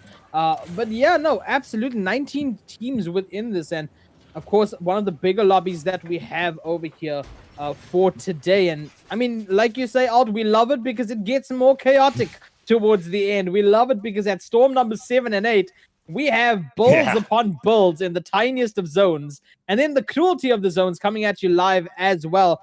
Meanwhile, we are at the Cantina, Rockerblade, and rest of squad. Of course, names that we've seen again in the past. Being contended over here by another squad. And I mean, look how beautiful this POI is, Alt. I mean, they really do. And I say this with Sam also, Epic really does have a knack to go ahead and pay attention to those tiny, tiny details. Yeah, every one of the little additions that they see. My favorite is still the AT-AT up there on the mountain that's been like tied up, so reminiscent of the movies themselves. But this is just... You gotta feel that this is Luke's hometown, right? This is where Ben Kenobi himself would live, and I love to see the little details, as you say, and certainly provides an interesting backdrop to the action that these guys bring out. But it is just like the land itself, a little barren in terms of opportunities for them to find each other. Just long range snipes trying to come out there. Lots of little nooks and crannies to hide away on, and these players are going to be playing at a very patient game. Of course, you do not want to go out this early. Yeah, of course, placement and elimination still counting towards that leaderboard, ladies and gentlemen. And of course, after this match, we will take an intermission to get that second lobby set up, but also to get that leaderboard set up for all of you guys as well, so you guys can see the points that have been gained by these players and by these teams. And I mean, I like what Evan did over there, took that jump pad and managed to get some sort of info, like a recon drone going out, spotting the players on height, and Silent Storm down low, beaming into the vehicle. And I mean, oh, the aim is just fantastic. And this duo playing so well off of each other. Every time we switch perspectives, we see them firing off and sort of pushing back different players so that they don't get pushed, they don't get snuck up on, and they try to get that eliminations efficiently. Yeah, I think it's going to be very difficult for either of these teams to really close that distance on each other. Neither team has great builds, and I mean, we see Evan, because of that rotation that he has from the jump pad, is now able to start pushing up onto the high ground, threaten it after the early damage, and now they can start chasing. What a beautiful slow play, like you say, by the duo with the audacity to challenge their opponents, and are doing a great job of it. No kills yet to really speak about, but there goes the shots. Does manage to get the knock. Beautiful shots coming out there at the end. And actually forces them into the waiting arms. There was already a trio waiting on the coast. Now they force both of them into engage. They're going to be able to just like hold that inner line just outside of the storm and clean up anyone who's managing to come in and try and avoid the early damage. I don't know if you noticed what I saw over there as well as Evan pushed up. Unfortunately, the wind sprite got placed underneath the tree, which sort of stopped that redeploy whatsoever. And it's what resulted in that initial knock. Meanwhile, the team on the outside of the Enclave does go ahead and pop off, getting those few eliminations as well. Evan and Duo right now will have to rotate away from the storm, as that team still is in the storm and they will have to make their way out as well. We've only lost our one team, but we're down to 45 players left in this lobby, and how the numbers drop ever so quickly in these lobbies, Alt. Yeah, it's that whenever you drop into a hot area, as so many teams did, you're going to lose at least a couple of players. Even if you don't get a full squad wipe, these players have been so aware of getting out when it gets a little dicey. You know, even if it's just a single player who can pick up those banners and head towards one of the respawn vans, they're very good at disengaging when they realize it's not an advantageous fight. But that being said, there are so many of teams that will push their advantage. They will chase you to the other end of the map, and if you leave it a little too late, you could be in dire straits and looking to lose your entire squad. Zany being put under pressure right now. This is the team that was going against Dragon and AWAC, and the rest of them. Zany has already lost one teammate, gonna go down themselves. Shanahan going to be the last surviving member. They was been revived a couple of times already. it's just going to be difficult. On the other side, the PRG, the team that's doing the damage against here, trying for those last shots just a little bit. There we go. Finally gets the final elimination, and that's going to be the entire squad taken out. Oh, that is insane that PRG does so well in every game. And look at that. There's another squad pushing in as well, meaning PRG have little to no time for a reset. And actually, Kabibuka does not spot out initially the one close to the left, but eventually does the force signaling in Cappy's brain over there. Hey, there's one to my left. Immediately builds up, and I mean, look how quick these builds are as X-Man cracks one down low, and now also going to go ahead and push up. Kabibuka trying to take this wall, get into the box perhaps. The edit comes through from that player and is going to go ahead and crack Kabibuka. X-Man, though, pushing up top, focusing on the back lines, and manages to go ahead, crack that player. 38 flash again, not getting knocked just yet. Cappy also pushing up, gets the knock on FNCS champion, and the immediate thirst as well. And that's the important thing. The thirst is going to go ahead and give some siphon. Kabibuka taking out 15 on that bleed out will get confirmed as well by Vegetables. X-Man now just trying to maybe pull back to where that was, get the elimination, get the card, and get the rest of PRG back up in this fray. Look, they already on 5 kills. That's the insane thing. Yeah, they're so adamant. We see this, a team that takes early aggression and then carries on going, hunting for the next squad and doing really well now, waiting for Cappy to engage with X-Men. He's just pressuring out these balls, looking for those abilities to edit, and goes for the one-on-one jaw, just one shot away from being taken down. But Vegetables is going to be the claimed confirmation at the end of that. Cappy was actually a distance away, so very, very risky from X-Men, but they came out the better. They've still got the opportunity now to get Kabibuka. And I mean, we talk about PRG as a team that's consistently doing well. You can see why. Kabibuka was charging aggressively in, knowing there was a team roughly around there. And as soon as they spot out their opponents, the builds went up. Not the shots. The builds went up. They bought the time, and X-Men quickly closed the distance to reinforce.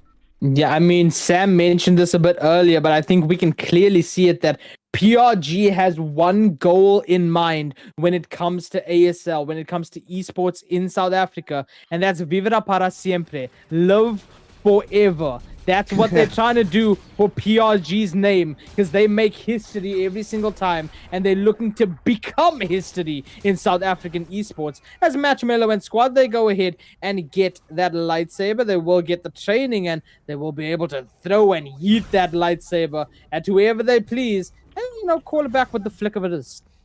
I like it. Hookers High School coming in strong right now. This is another part of the game plan that we've talked about, and very clear. You saw Matchmello was the one approaching in the beginning. They've got the game plan. They know what objectives they wanted to take. They know who they want to put that lightsaber and the force throw on, and it is going to be Caden at the end of it. So really nice start for them. They're going to now be able to turn that. And I hope they now take that as the sign to be aggressive in the rest of this lobby, because you don't just want to put in all that time doing the PvE components of the game. Now you got to turn it into points. Yeah, absolutely. And Joshi pushing out into Storm, though, they are going to go ahead and, you know, take initial damages. It's not too much to be really bothered with. There is a team up north from them as well. And, you know, that's the scary part, because you often mention Jurassic Park vision is based on movement, but what happens when you have no vision in the first place on them? In the kill feed, X-Man gets the last of that fight that we saw just a little bit ago. Ninja Warrior does get taken out, and that is going to be a full squad wipe in favor of PRG. 12 teams left alive, 32 players, as the jump pad gets taken by Joshi Monkey and squad, and they move down towards Lone Wolf Lake. Oh, nice control here of the train. I mean, this has been something that's prevalent in a lot of the seasons so far. Always lucrative loot and a nice little tour of the countryside, it seems, for this duo. There's Vasco and Hitman now just kind of using it to spot around anyone. It goes past all the nice POIs, and so they can see who has been around, and no one has been there, able to claim it for themselves. Got a decent number of mats themselves, really solid inventories between the two of them. Means that they can start turning this into a hunt for the end game. You've got to worry about choosing which fights they want to take, as a duo is always going to be at the disadvantage, but they've got themselves a nice control of the bridge, and this early in the center of the map, it's great for them. Of course, that chain gives that Mythic as well. Curious to see if anyone else got it beforehand, but we move over Sea Scorpion farming over this plane as well. And the interesting thing is, you mentioned the AT&T earlier on. It actually has a cannon on it that if you go and hotwire it, it opens up a secret cave that has a bunch of loot as well. I don't know if any of these players actually know that yet. And if they didn't, hey, there you go. The more you know, am I right? Maybe we'll see that in future ASL games as well. 12 teams still, 33 players still in this game. And this is sort of the part where the game goes into its methodical state, where we see these players slow down. They start farming up. They start going ahead and preparing for that inevitable chaos that is the end game of ASL, of the Premier Divisions. Kyle has a great inventory over here. Interesting to note that the DMR is being used as a spray weapon right now, and maybe looking to go ahead and play that backlines, play that support from far away and just beam with that DMR ult. Of course, you've seen firsthand how much damage that DMR does. I mean, in the Mythic variety, you're up to 134 damage, but even in the non-Mythic varieties, 128 to the dome is more than enough to start a fight, and pulls it out right now, looking to aim as soon as that wall cracks out there, but the builds are too quick to keep the sight lines nice and safe. Good awareness to turn around, cover that back line, give you the ability to laser focus down on your opponents. And like you say, just a couple of nice little shots here or there, and no ammo needed, as of course with these heat-based weapons. And the team has got the resources to constantly top themselves back up to full ability to poke it out. And doing a great job. Now it's going to be a battle of attrition. Ooh, grenade over the top. In comes the impulse. The implosion grenade pulls down the builds. Doesn't actually still open up anything, but there goes another one, just time after time, wearing through the opponents. It's something we haven't seen too often. Now they're starting to try to take some more angles. Good shot comes out and threatens Kaizen. It's not just only one team that can lay some powerful damage with one of these DMRs. And on the other side, now these teams need to start worrying about how much it's taking, but all these grenades out. Yats has got an entire inventory stack and decides to eliminate there. New York City has fallen. Oh, you love to see it. And this is something I mentioned with Sam also. The game has changed so much that these players now are, I wouldn't say forced, but encouraged to use these utilities that have been added, like the Force itself, like these grenades that we're seeing week after week right now. It's absolutely insane. And I mean, if you can go ahead and waste your opponent's builds as well, you're getting the massive advantage. As we see Joshua Monkey and squad try to move down into the floodgate to try to get some natural cover, not waste any more materials on implosion grenades that might rain from the heavens above. On the snowy mountaintops, however, it looks a bit calm for a second. Actually, in the tunnel, I should say, as it's Sea Scorpion and Squad. I don't know if they realize that there is another team just above them, is what it looks like. And actually building around that launch pad as well, protecting it as their own. There are many launch pads around here, but this one is mine. And they actually built a porta fortress around it, which, I mean, is an interesting consuming of time over there. They have got 4 kills to their name, so it's not like they've been wasting time in the meanwhile. But still, interesting to build a porta fortress. You know what? I like that play. This mountain provides so much advantage, whether it's in the zone like it is now, which is just an absolute perk, or you just build that up nice and early. You get all the sight lines for any teams rotating. It's always near the center of the map, so you're going to be pretty sure that the first couple of zones are going to be centered around it, and you've got that rotation, like you say, from the launch pad. They can take you out. Ooh. On the other side, this is Yats. This was the guys on the high ground. They eventually tried to chase down the rest of the squad that went through Foxy floodgates. And it seems like it's costing them a lot as they lose a lot. Now these two teams facing off across the waters. Rilo, Fear, and Kate and Juno, they're still at full abilities here. And there's, unfortunately for them, Kyle, the last one left alive. It seems like there was another team, this Juno squad, that cut in between the squads that were originally facing off. And I mean, for the first time in ASL, this is what we're seeing. We're seeing DMRs in action, meaning that we can have this distance between teams. I mean, you look at Sunny's squad and you look at Juno's squad. The gap between them is the entire dam itself. It's the entire floodgate. And usually we don't get to see a slow-paced battle like this with this range in between. But because we have that DMR, because we have this long-range guns now, we can, as Joshy gets taken down to 37 and says, Nah, I'm a dip. It's fine. You can have the fuck kid. I don't want it. It's all good, fam. You go for it. Backs up immediately into sync, who throws that mid kit as well. And, Joshy actually has that mythic in hand. It's gonna do wonders up close, which is what we saw in the open division as well. But from that range, there's so much damage fall off that you're not gonna want to fight this. It's better if you just farm up some materials and move to the next zone as storm number 5 starts closing in and actually pushes us into storm number 6. Okay, that's the thing about these big DMRs. One shot can turn the entire side of the battle. So you might feel super comfortable taking this little poke engagement, but suddenly, bam, it just turns around. As we see it on the kill feed, Cappy Buka from PRG getting taken out. They were late to rotate in and they had lost a single member of their squad and taken advantage of. I think that might be the entire PRG squad out of this right now. Actually, no, they've still got 2 members left and doing a great job to get up the 10 kills so far. They're down by 1, and I don't know how much time they're really going to have to be able to get Kabibuka back into the squad. It's going to be up to this duo left. They still continue. They've done a great job. These points have already kind of secured them at least a spot near the top of the leaderboard. So well with the risk, but they don't want to give it away. And PRG X-Men takes a big shot. And this is what I was talking about earlier, AR. A single shot, one good click can just set you off on a whole different trend. I mean, you also talk about like the timing to get your teammate back in to get that reboot. I mean, este es el tiempo ahora. The time is now. There's no other time besides this because guess what? That circle just moved one more time, and I think there's only one reboot van left in it, and that's where they are as the rocks come raining in. Your parents always said don't throw stones at glass houses, but they didn't say that for Fortnite. We see the force getting used by Cappy, taking down to 15 HP and doing everything so desperately to stay alive, to keep this duo, but it just proves a little bit too much as Cappy gets taken out. The rocks get thrown one more time, dropping X-Men all the way down. 60 builds left, 32 shield, tries to pop the mini, but up close and personal. It makes it really tough. Hits a 180, but Juno gets the kill with that mythic and then gets the siphon off of it to get HP back up.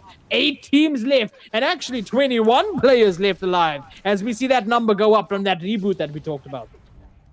That is huge, actually. I cannot believe that we have this many players, but it just shows how much these teams are prioritizing the triple. There goes the force push to eliminate the high bulls and now allows them to take that ground and fire down on their enemies, looking for another force to eliminate a lot of these bush, take away that cover. But Juno gets a return on them just as quickly. Needs to find a bit of breathing space to try to top back up. Has all the inventory that they could want.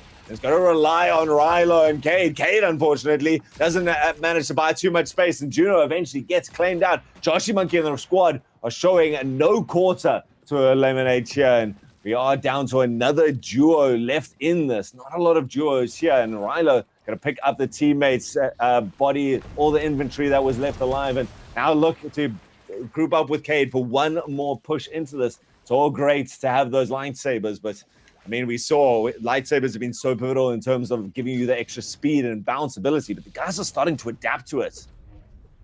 Yeah, absolutely. I mean, we saw so much in that one fight. We saw the rocks getting thrown from the force push, and we saw the force lightning actually being used there as well. Interesting note, ladies and gentlemen, I just want to point this out. Broadcast has mentioned that Cappy and Juno are teammates in Mythics, but enemies in school. So fun little 1v1 storyline going on here. I love the angle that's between them. We'll see what happens in game number 2 as well between these guys. But still without 8 teams as Cade goes ahead, gets an elimination in that kill feed as well, taking our numbers down to 20. And I mean, speaking of numbers, Alt, that's a lot of people to count in the tiny zone.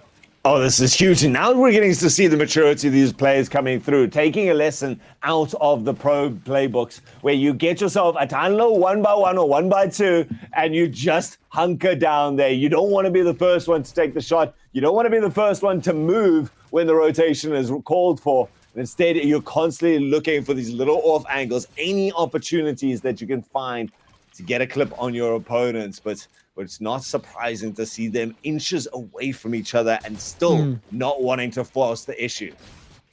Yeah, I mean, healing up as much as they can as well for this final push. Speaking of that final push, look where the zone has moved to, and AWAC just trying to hide in a corner. Vision based on movement manages to get one in that situation, taken down to less than 30 HP, I assume, and gets the refresh off that Cypher. Now building up again, up close and personal, and doing everything to stay alive. Dan mentioned this as well earlier on. The fancy footwork from these players is fantastic. And yes, that's a little alliteration, ladies and gentlemen. AWAC managing to stay alive with 35 HP, but wasting all those materials, and especially in this end game, is very, very risky. There's no guarantee you're getting any refresh on that from an elimination at this point in the game, this late into the match, especially when your biggest nemesis is not the players around you, it's the force push throwing rocks at your face as AWAC goes down by the hands of Cade.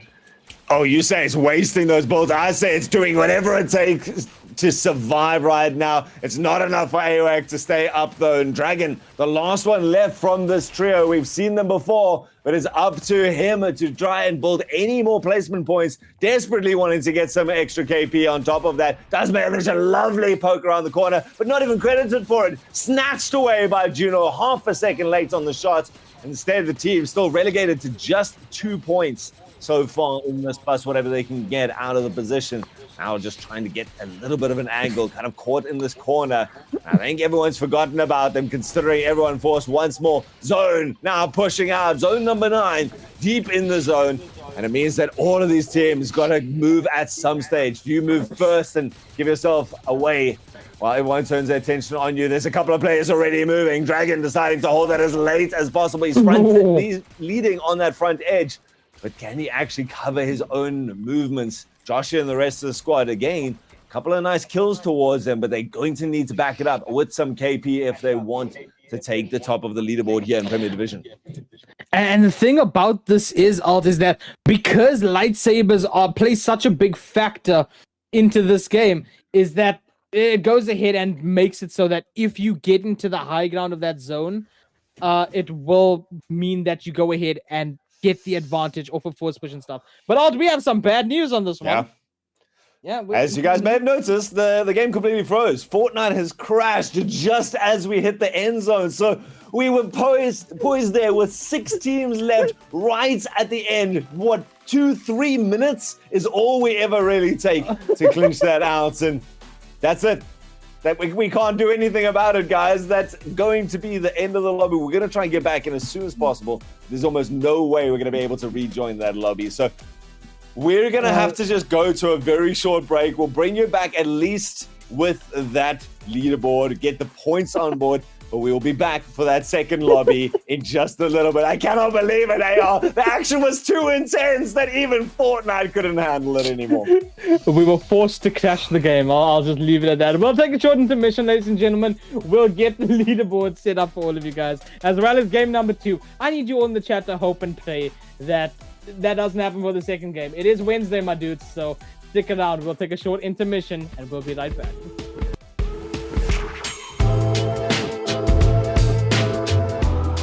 We're at Weinberg Boys for the first school event of 2025. We saw a massive increase in participating schools and students in 2024. This year, we're only planning on going up. One of our goals this year is accessibility. And we'll be looking at fine-tuning our lands to make them more accessible. And also looking at more avenues so we can have underprivileged schools without equipment being able to compete. We also have some really nice educational features coming onto the website. But for now, it's a secret.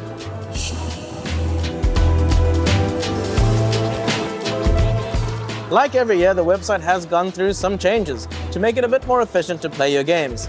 But you'll have a detailed video on that soon. We're excited to be back. I hope you're ready for a new era of school gaming.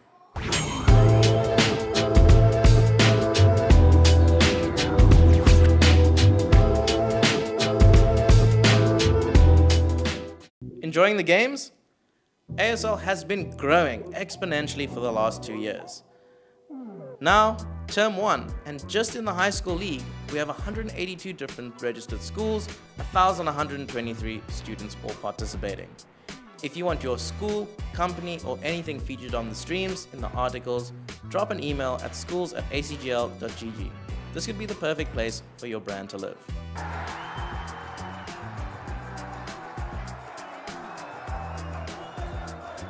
But if you're not looking to be involved with the high schools, we still have the primary school and university leagues. So, what are you waiting for? It's time to get involved in esports.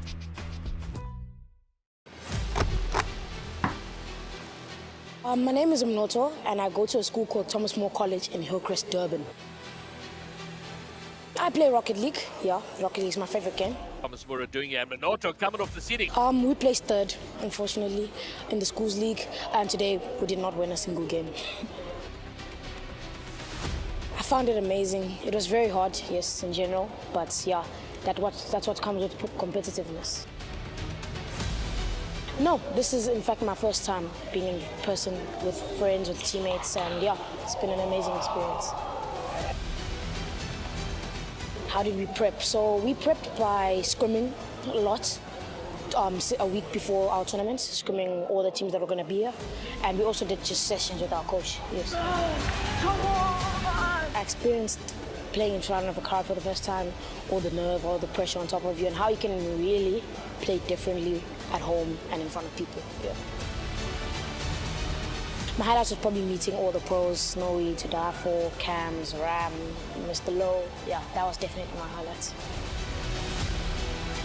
My hopes are to stop playing RLCS, maybe make top 8 and really make a name for myself, so yeah.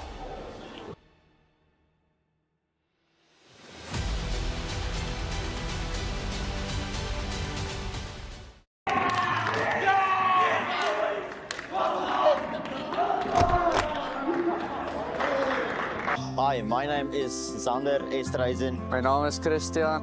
My name is Richard André. We are from Gauteng, Johannesburg, Hoërskool Die Anker.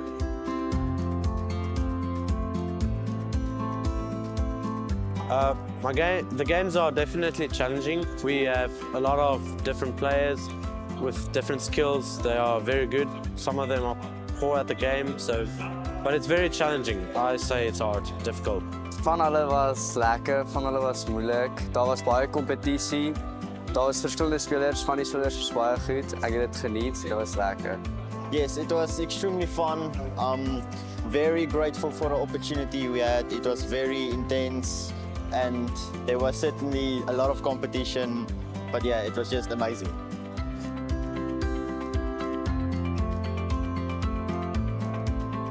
Yes, this is our first LAN experience ever, so we are extremely grateful for the opportunity. Yes, this is me and my team's first LAN experience ever, and it's quite different, very different. A lot of people around us can hear what they are communicating to the teammates, and it's definitely more pressure than at home. We're comfortable. Ja, dit is my eerste LAN experience. Dit is baie anderste, baie groter. Ek het dit nie verwag nie. Die mense is nice, almal.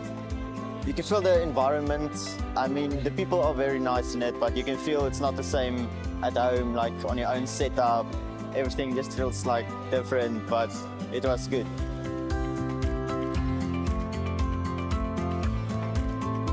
Ons het saam in creative geoefen, ons het zounwars teen mekaar gespeel. Ek en my span het in 'n trio's gaming gegaan.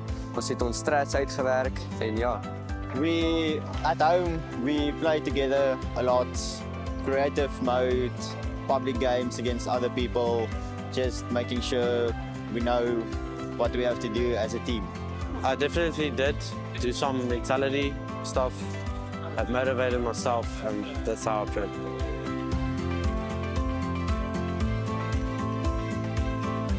Yes, we definitely gained a lot of experience from this, and next time when we come back, we will be better than ever and hopefully grab that first place trophy. Ons het baie goeters geleer om saam te speel, nuwe strats, wat waar om te land. Dit was baie lekker. Ons het dit geniet, ja. Yes, I learned that I doubted my opponents. I thought that I was this guy placing first, but no. Yeah, I learned that I should not be cocky, lower my ego, and definitely train harder, play more.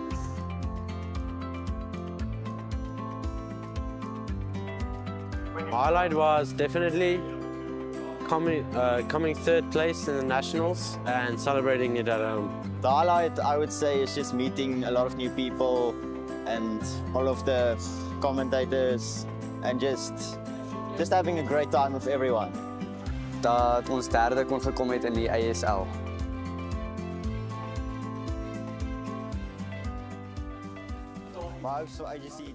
Well, we do like to keep you in a bit of suspense, and what's more suspenseful than not even showing you the end of the game? Sorry, guys, about that. Of course, Fortnite, it's a Wednesday. It does Fortnite things. So we do have some scores for you at least. And more importantly, we have another entire lobby for you. So we will be able to show you the second half of the Premier Division. But what looks to be a very intense, close ending for the end of that first lobby, AR. Yeah, can we just talk about, first of all, it's a 1 point difference, ladies and gentlemen, between first and second. PHS all aim, no brain, ending that with 9 eliminations and a victory royale. That's impressive. But then you take into account that second place with 1 point behind. We don't know what position they finished in. Nothing but gas. Y'all know I love to say here, all gas, no breaks with it. They were really all gas, no breaks with it, because they had a whopping 17 kills in that game. I don't know what position they finished in, but they got enough to get a 1 point difference off. I would guess that it wasn't second place. It must have been somewhere around, fourth, maybe fifth position. But I mean, when you're making it all up with those points, I mean, even PRG, they went out pretty early. They still had 10 kills to their name and are sitting in fourth. Unfortunately for them, because of that bad placement, they dropped all the way down. If you guys are not completely aware of the school's names, you just recognize from their names in the game. I'm sure you'll recognize PHS. They have been consistently up there in the top 2 or 3 teams. That's ILY, or I Love You Bean, and Isla Asians, and the Fatal Acid. I mean, nothing but gas. The team that there were so many supporters in chat there, Juno, Cade, and Rilo, they were just tearing across the field. And I mean, there's a reason why these guys are already playing in Mythic, the pro leagues. It's because they are obviously able to clinch out any of those fights. And then the Brackenfell Knights, again, are doing such a good job. And they are the CBK side that you got to see in a lot of the other ones. This is not the same players. But again, Brackenfell Knights, by the way, again, I say this every time, primary school kids sitting in third spot in our Premier Division.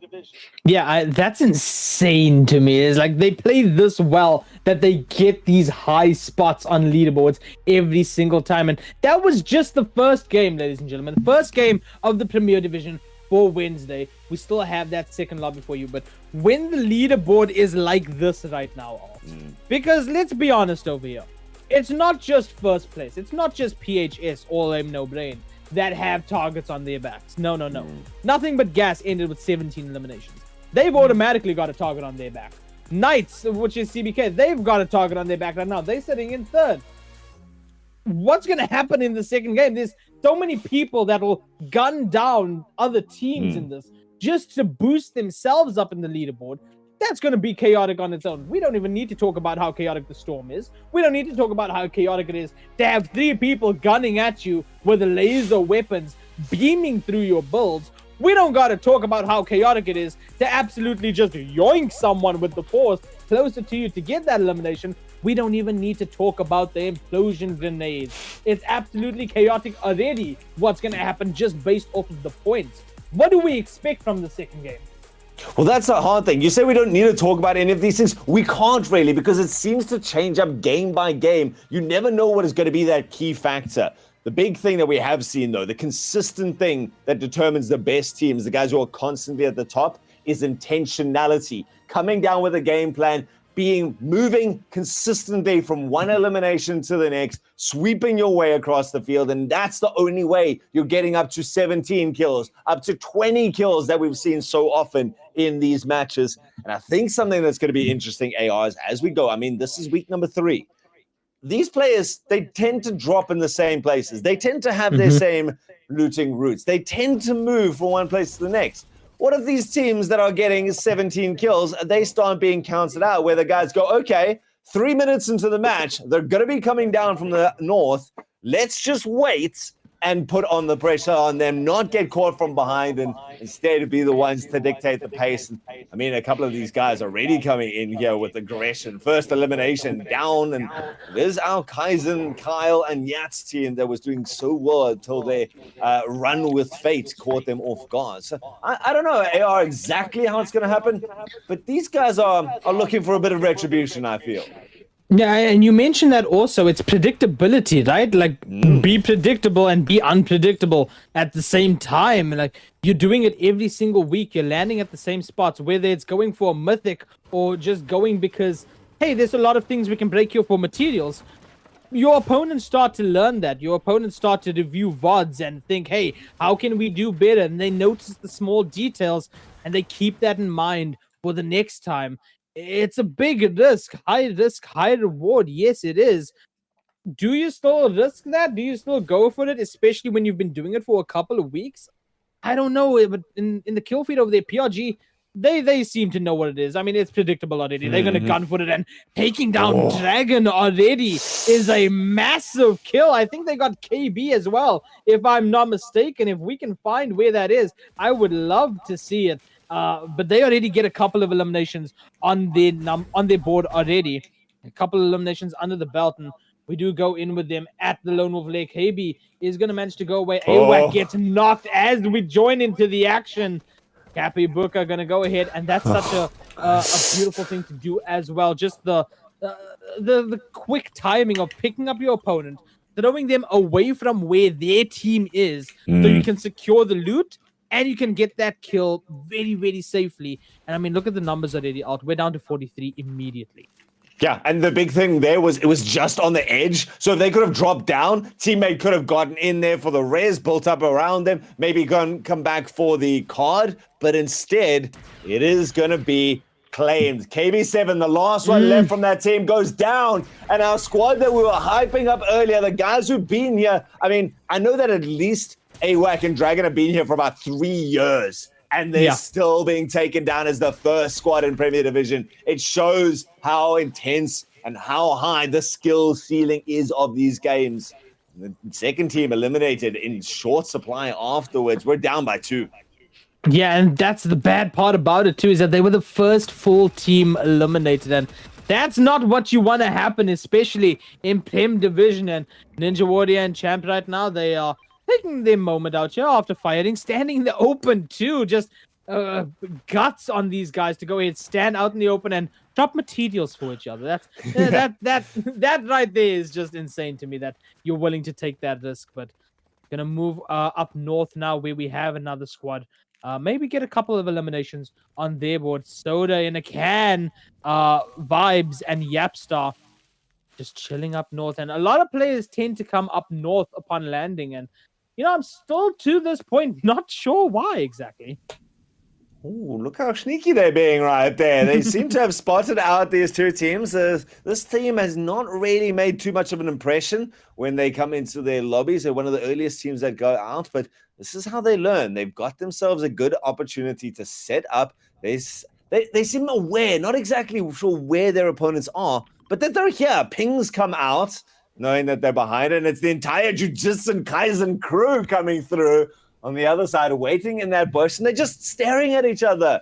There's the Soda in a can, the Yapstar. They're going, okay, are we going to wait for them to be pushed by the zone? We don't want to really push them.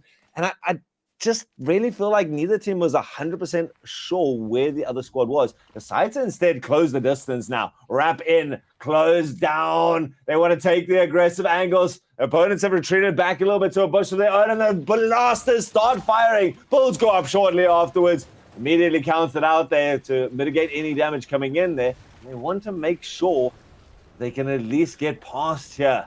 Pro Yapstar decides to go up and over, tries to get some shots. Return damage comes out and goes down immediately. FNCS champion, they were so patient into this. Vibing vibes. Going to be taken down shortly afterwards. Soda and again, the third one to fall. And it was slow, it was steady. But when the culmination came, it came thick and fast.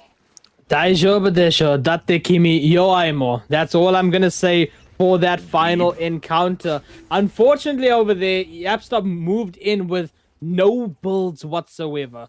Knew that one was in the bush. We saw the initial shotgun shot go off, but could not actually build to protect themselves once the return fire started coming in, and that was going to be the downfall, or the beginning of the downfall, as oh my lord, broadcast, thank you for tuning in at the precise time as we witness Cade on a moving opponent with the freaking DMR 66 again in the distance. Look for the last shot. There it is. Just like that. And right before that turn off into the mountain, does a cheeky little flip as well. Goes down the zip line. I mean, Cade with that DMR is devastating. Keep your eyes peeled for what's going to happen towards the end game on this team, ladies and gentlemen. And then immediately has the wherewithal to check that box and get the full triple elimination, taking their kills up to 4. Juno and squad, yeah, we're keeping our eyes on you. Don't you worry about a thing. You know, there is no such thing as an OP weapon. It's just people who can make it seem OP. But that was so clinical. Double tap of 2 flick shots in a row for the first elimination. And then being able to track through. Misses the first 2, recalibrates the sights. And the next 2 confirms the kill. And then it's the game sense afterwards. K just showing off why they are such a sublime player to watch, and they're consistently doing well and picking up some kills for their squad. So gotta be happy with that as we tune in now with the PRG side. They've got a full squad elimination, as we saw earlier, that AWAC squad that they managed to take out early into the game, and yet to find anything else, but they found a decent... There's no way that Lightning reaches that distance, Cappy. Good try. Surely not. I don't even know myself, who knows? Maybe it does. Maybe Cappy knows something that we don't. Do it again, please. Do it again. There's no way. It doesn't go through builds or anything like that either, I'm sure, but maybe just misclicking. Decides to take out the DMR, gonna look for a shot. Actually spots out, half a second too late on that, otherwise it would have been perfectly placed. But again, takes out the lightsaber, closing through there. Has got the teammates just behind and now into the high ground. Got up and beyond. And it seems like those 2 teams caught in their struggle of their own and don't even realize that they may be caught by the third party. Oh, that is insane. And Cappy pushing in very quickly now. Lightsaber and shotguns in hand. Builds coming out so quickly as well. And Cappy Booker right there to, be that backup if need be. Next man looking to go for the flank. Look at how smart this is. Alt building up from the low ground, and Cappy Booker right now, a little bit of damage done on to the opponent, but more incoming damage than what would have been like. X-Man on the low ground, and this is not looking too good for X-Man. Has that Chug Jug to go ahead and heal up, but I believe this is going to be the full use of it, if I'm not mistaken. Not even going to go ahead and get to full HP, and with that Storm moving in as well, got to go ahead and play your life smart. X-Man, no builds to the name either. So in a tough spot. Maybe PRG were overly aggressive over here. Maybe they pushed in too far on this mountain. Unless they can turn this fight around, it's starting to look a little bit dire right now. Nothing to really threaten this. There's no force push that we can see, no grenades to try to challenge out those bulls. And instead, they're going to have to try. Again, like you said, without those bulls, it's difficult to force the high ground off them. Whoever does manages to try to go up there. Cappy, though, was stuck on the low ground and eliminated by Sunny, who turned so quickly. Joshi Monkey, though, falls to Cappy Buka, the only one who manages to get up, who refreshes now those bulls, and the Sync manages to return the favor. PRG suddenly under dire situations. I don't think that that's their entire squad, right? No, X-Man's still alive. X-Man's still alive, but he's now having to really worry. He's the last one, and they managed to even get the res, did Sunny in the squad. Joshua Monkey back into this. PRG, they were denied and pushed into 4th position earlier. That might be all they're able to force out of this game. Oh, that is insane to witness how they managed to turn that around. PRG overly aggressive, pushed in very quickly, and Joshi and squad just took the time to say, hey, let's just calm down a bit. Let's think what we need to do. Let's play this slow. And they managed to turn the tides over on PRG, resulting in 1 left for PRG right now. We move over to the Magic Masters side. Dex, Magic, and Rockerblade. Of course, Rockerblade names that we've seen before. And Dex using some John Cena mobility over here right now to just stay a little bit hidden. Of course, just a visual glitch, ladies and gentlemen. Using that DMR on players trying to glide through into zone. And Rockerblade will do the same thing using that wind spread. A lot of players caught out in Storm right now, Alt. Yeah, I'm not surprised. You know, we did see such a propensity to go and launch to that north at the beginning of the game. Now they're just realizing the zone's not too bad. We can afford the single tick damage and move through. Another visual bug as we see the floating single golf club coming out there. But taking the time to get, again, a lot of these mids that they want for the end of it, knowing that they can recoup it, and most importantly, trying to fight it out and eliminate it. They don't want to turn their backs on their opponents. But Dex needs to be careful now. 7, 8, 9 HP, gonna have to pop that mid kit. Can't afford to drop it down at this stage and waste whatever's left, as they still have a long way to go. Leaving it up to Parkour Magic, who's living up to that name, taking to the high ground, bouncing effectively. He sees their opponent heading towards the river and cuts them off, tries to get the damage into the bulls.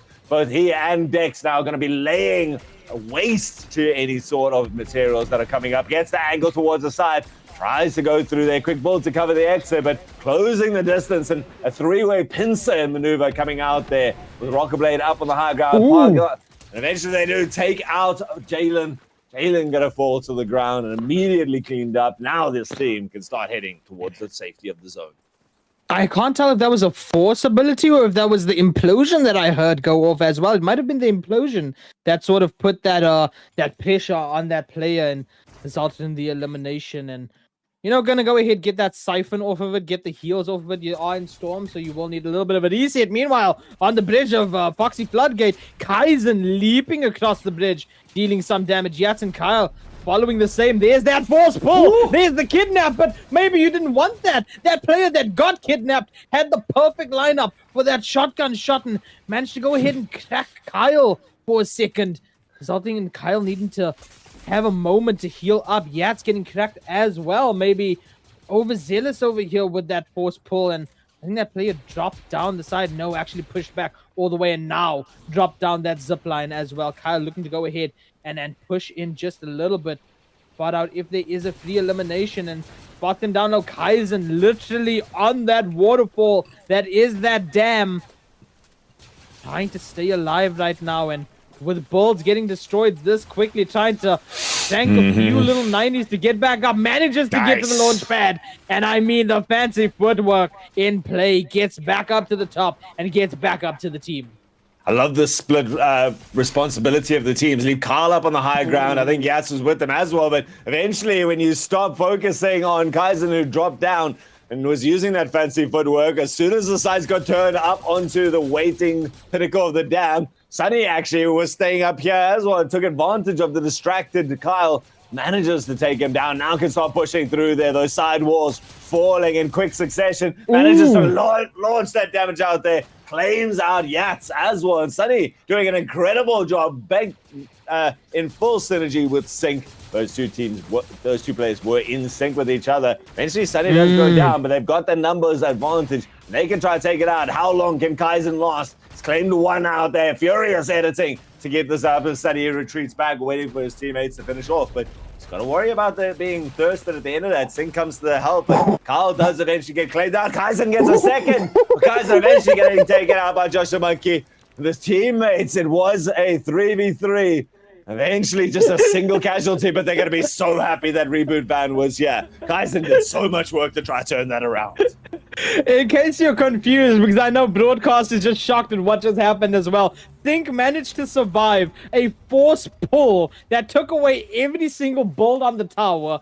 And that just created absolute chaos. I don't know how Sync managed to survive that, but they walk away victorious from that initial fight. That is insane to witness. And I mean, this is sort of why a lot of people are saying, man, this season is confusing to play. Man, this season is a little bit unplayable right now because there's so much launched in here since day one of it. I mean, look at that up close and personal. Juno with that force throw and then gets the elimination as well on Junior. And I mean, when you have squads that know how to play it, when you have squads that have played Star Wars seasons before, this is their wheelhouse right now. This is where this is home and native to them, almost, playing with all of these weaponry, all of the force abilities. And I mean, they do it so well every single time. 11 teams left, 25 players, as the zone will shrink in 10 seconds.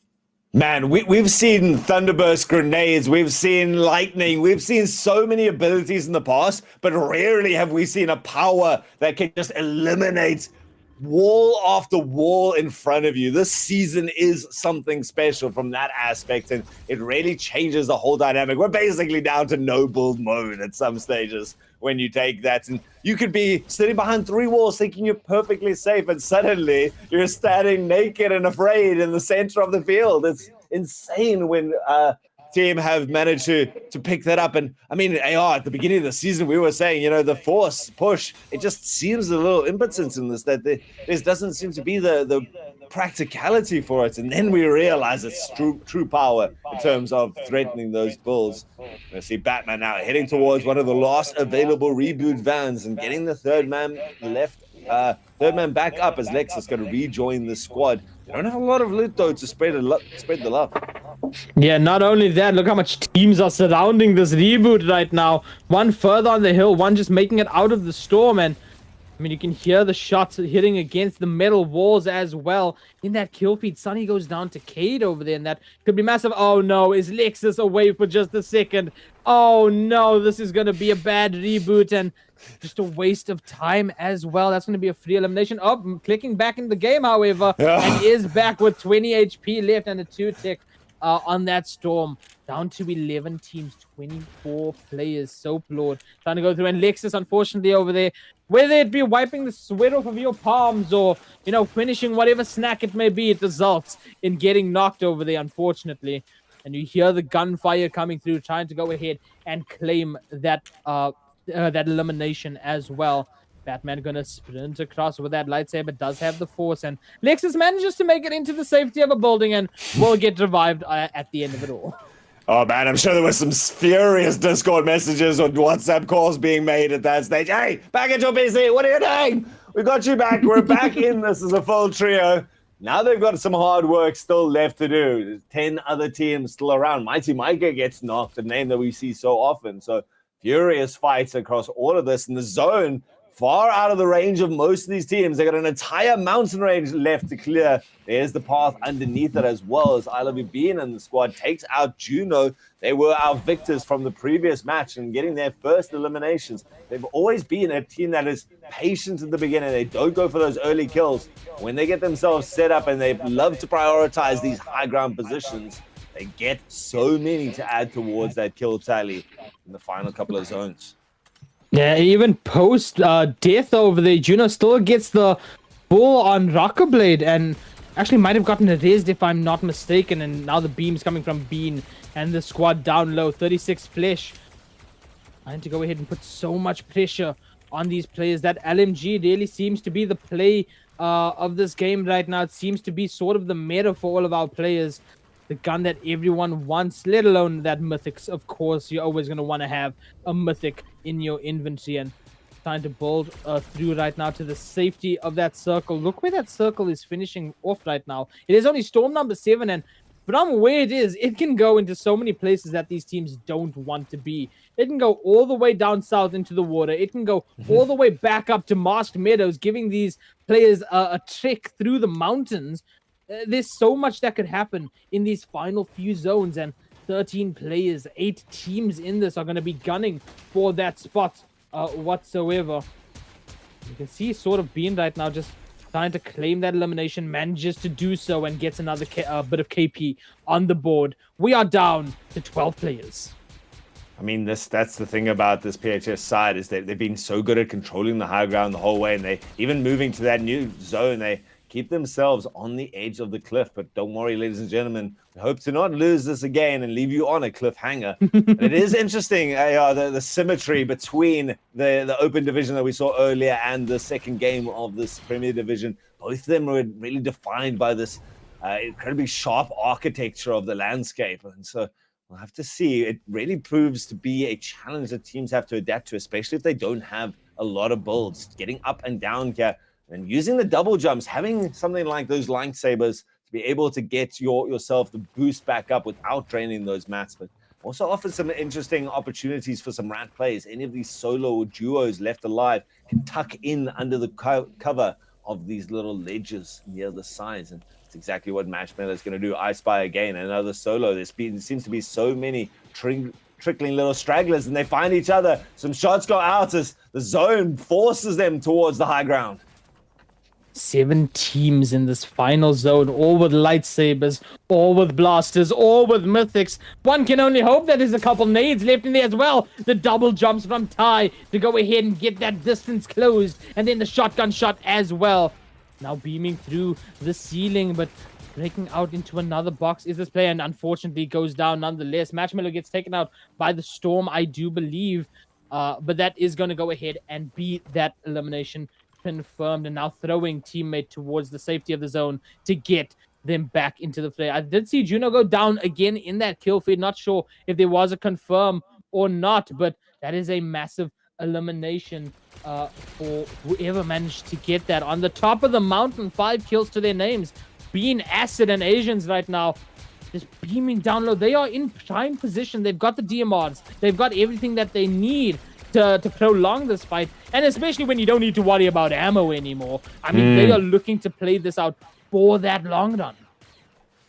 Lovely. I mean, who's going to contest you up here? How many resources are you going to have to drain? And like you say, with all of the heals that you want, 140 builds just on Asians here is amazing. So they've got their entire squad, and when you've got 8 people out of 4 squads, and 3 of them are right here, you've got the numbers advantage over everyone. A couple of shots go in there, even the chip damage going to be something that's going to stack up against your opponents, and anyone trying to come and wrap around the outside, they know exactly where they're trying to build, and all of those resources just to stay out of the zone. There we go. Manages to utilize that chip damage on Soaplord to claim that elimination. Gets another one now on Marshmallow. All 3 of you left. And there's 2 people left on the other squad. 3v2, high ground firmly again. They can't even start returning damage here. This is a second victory royale in a row if they do not mess up. It's going to take some sort of magical plays to deny them.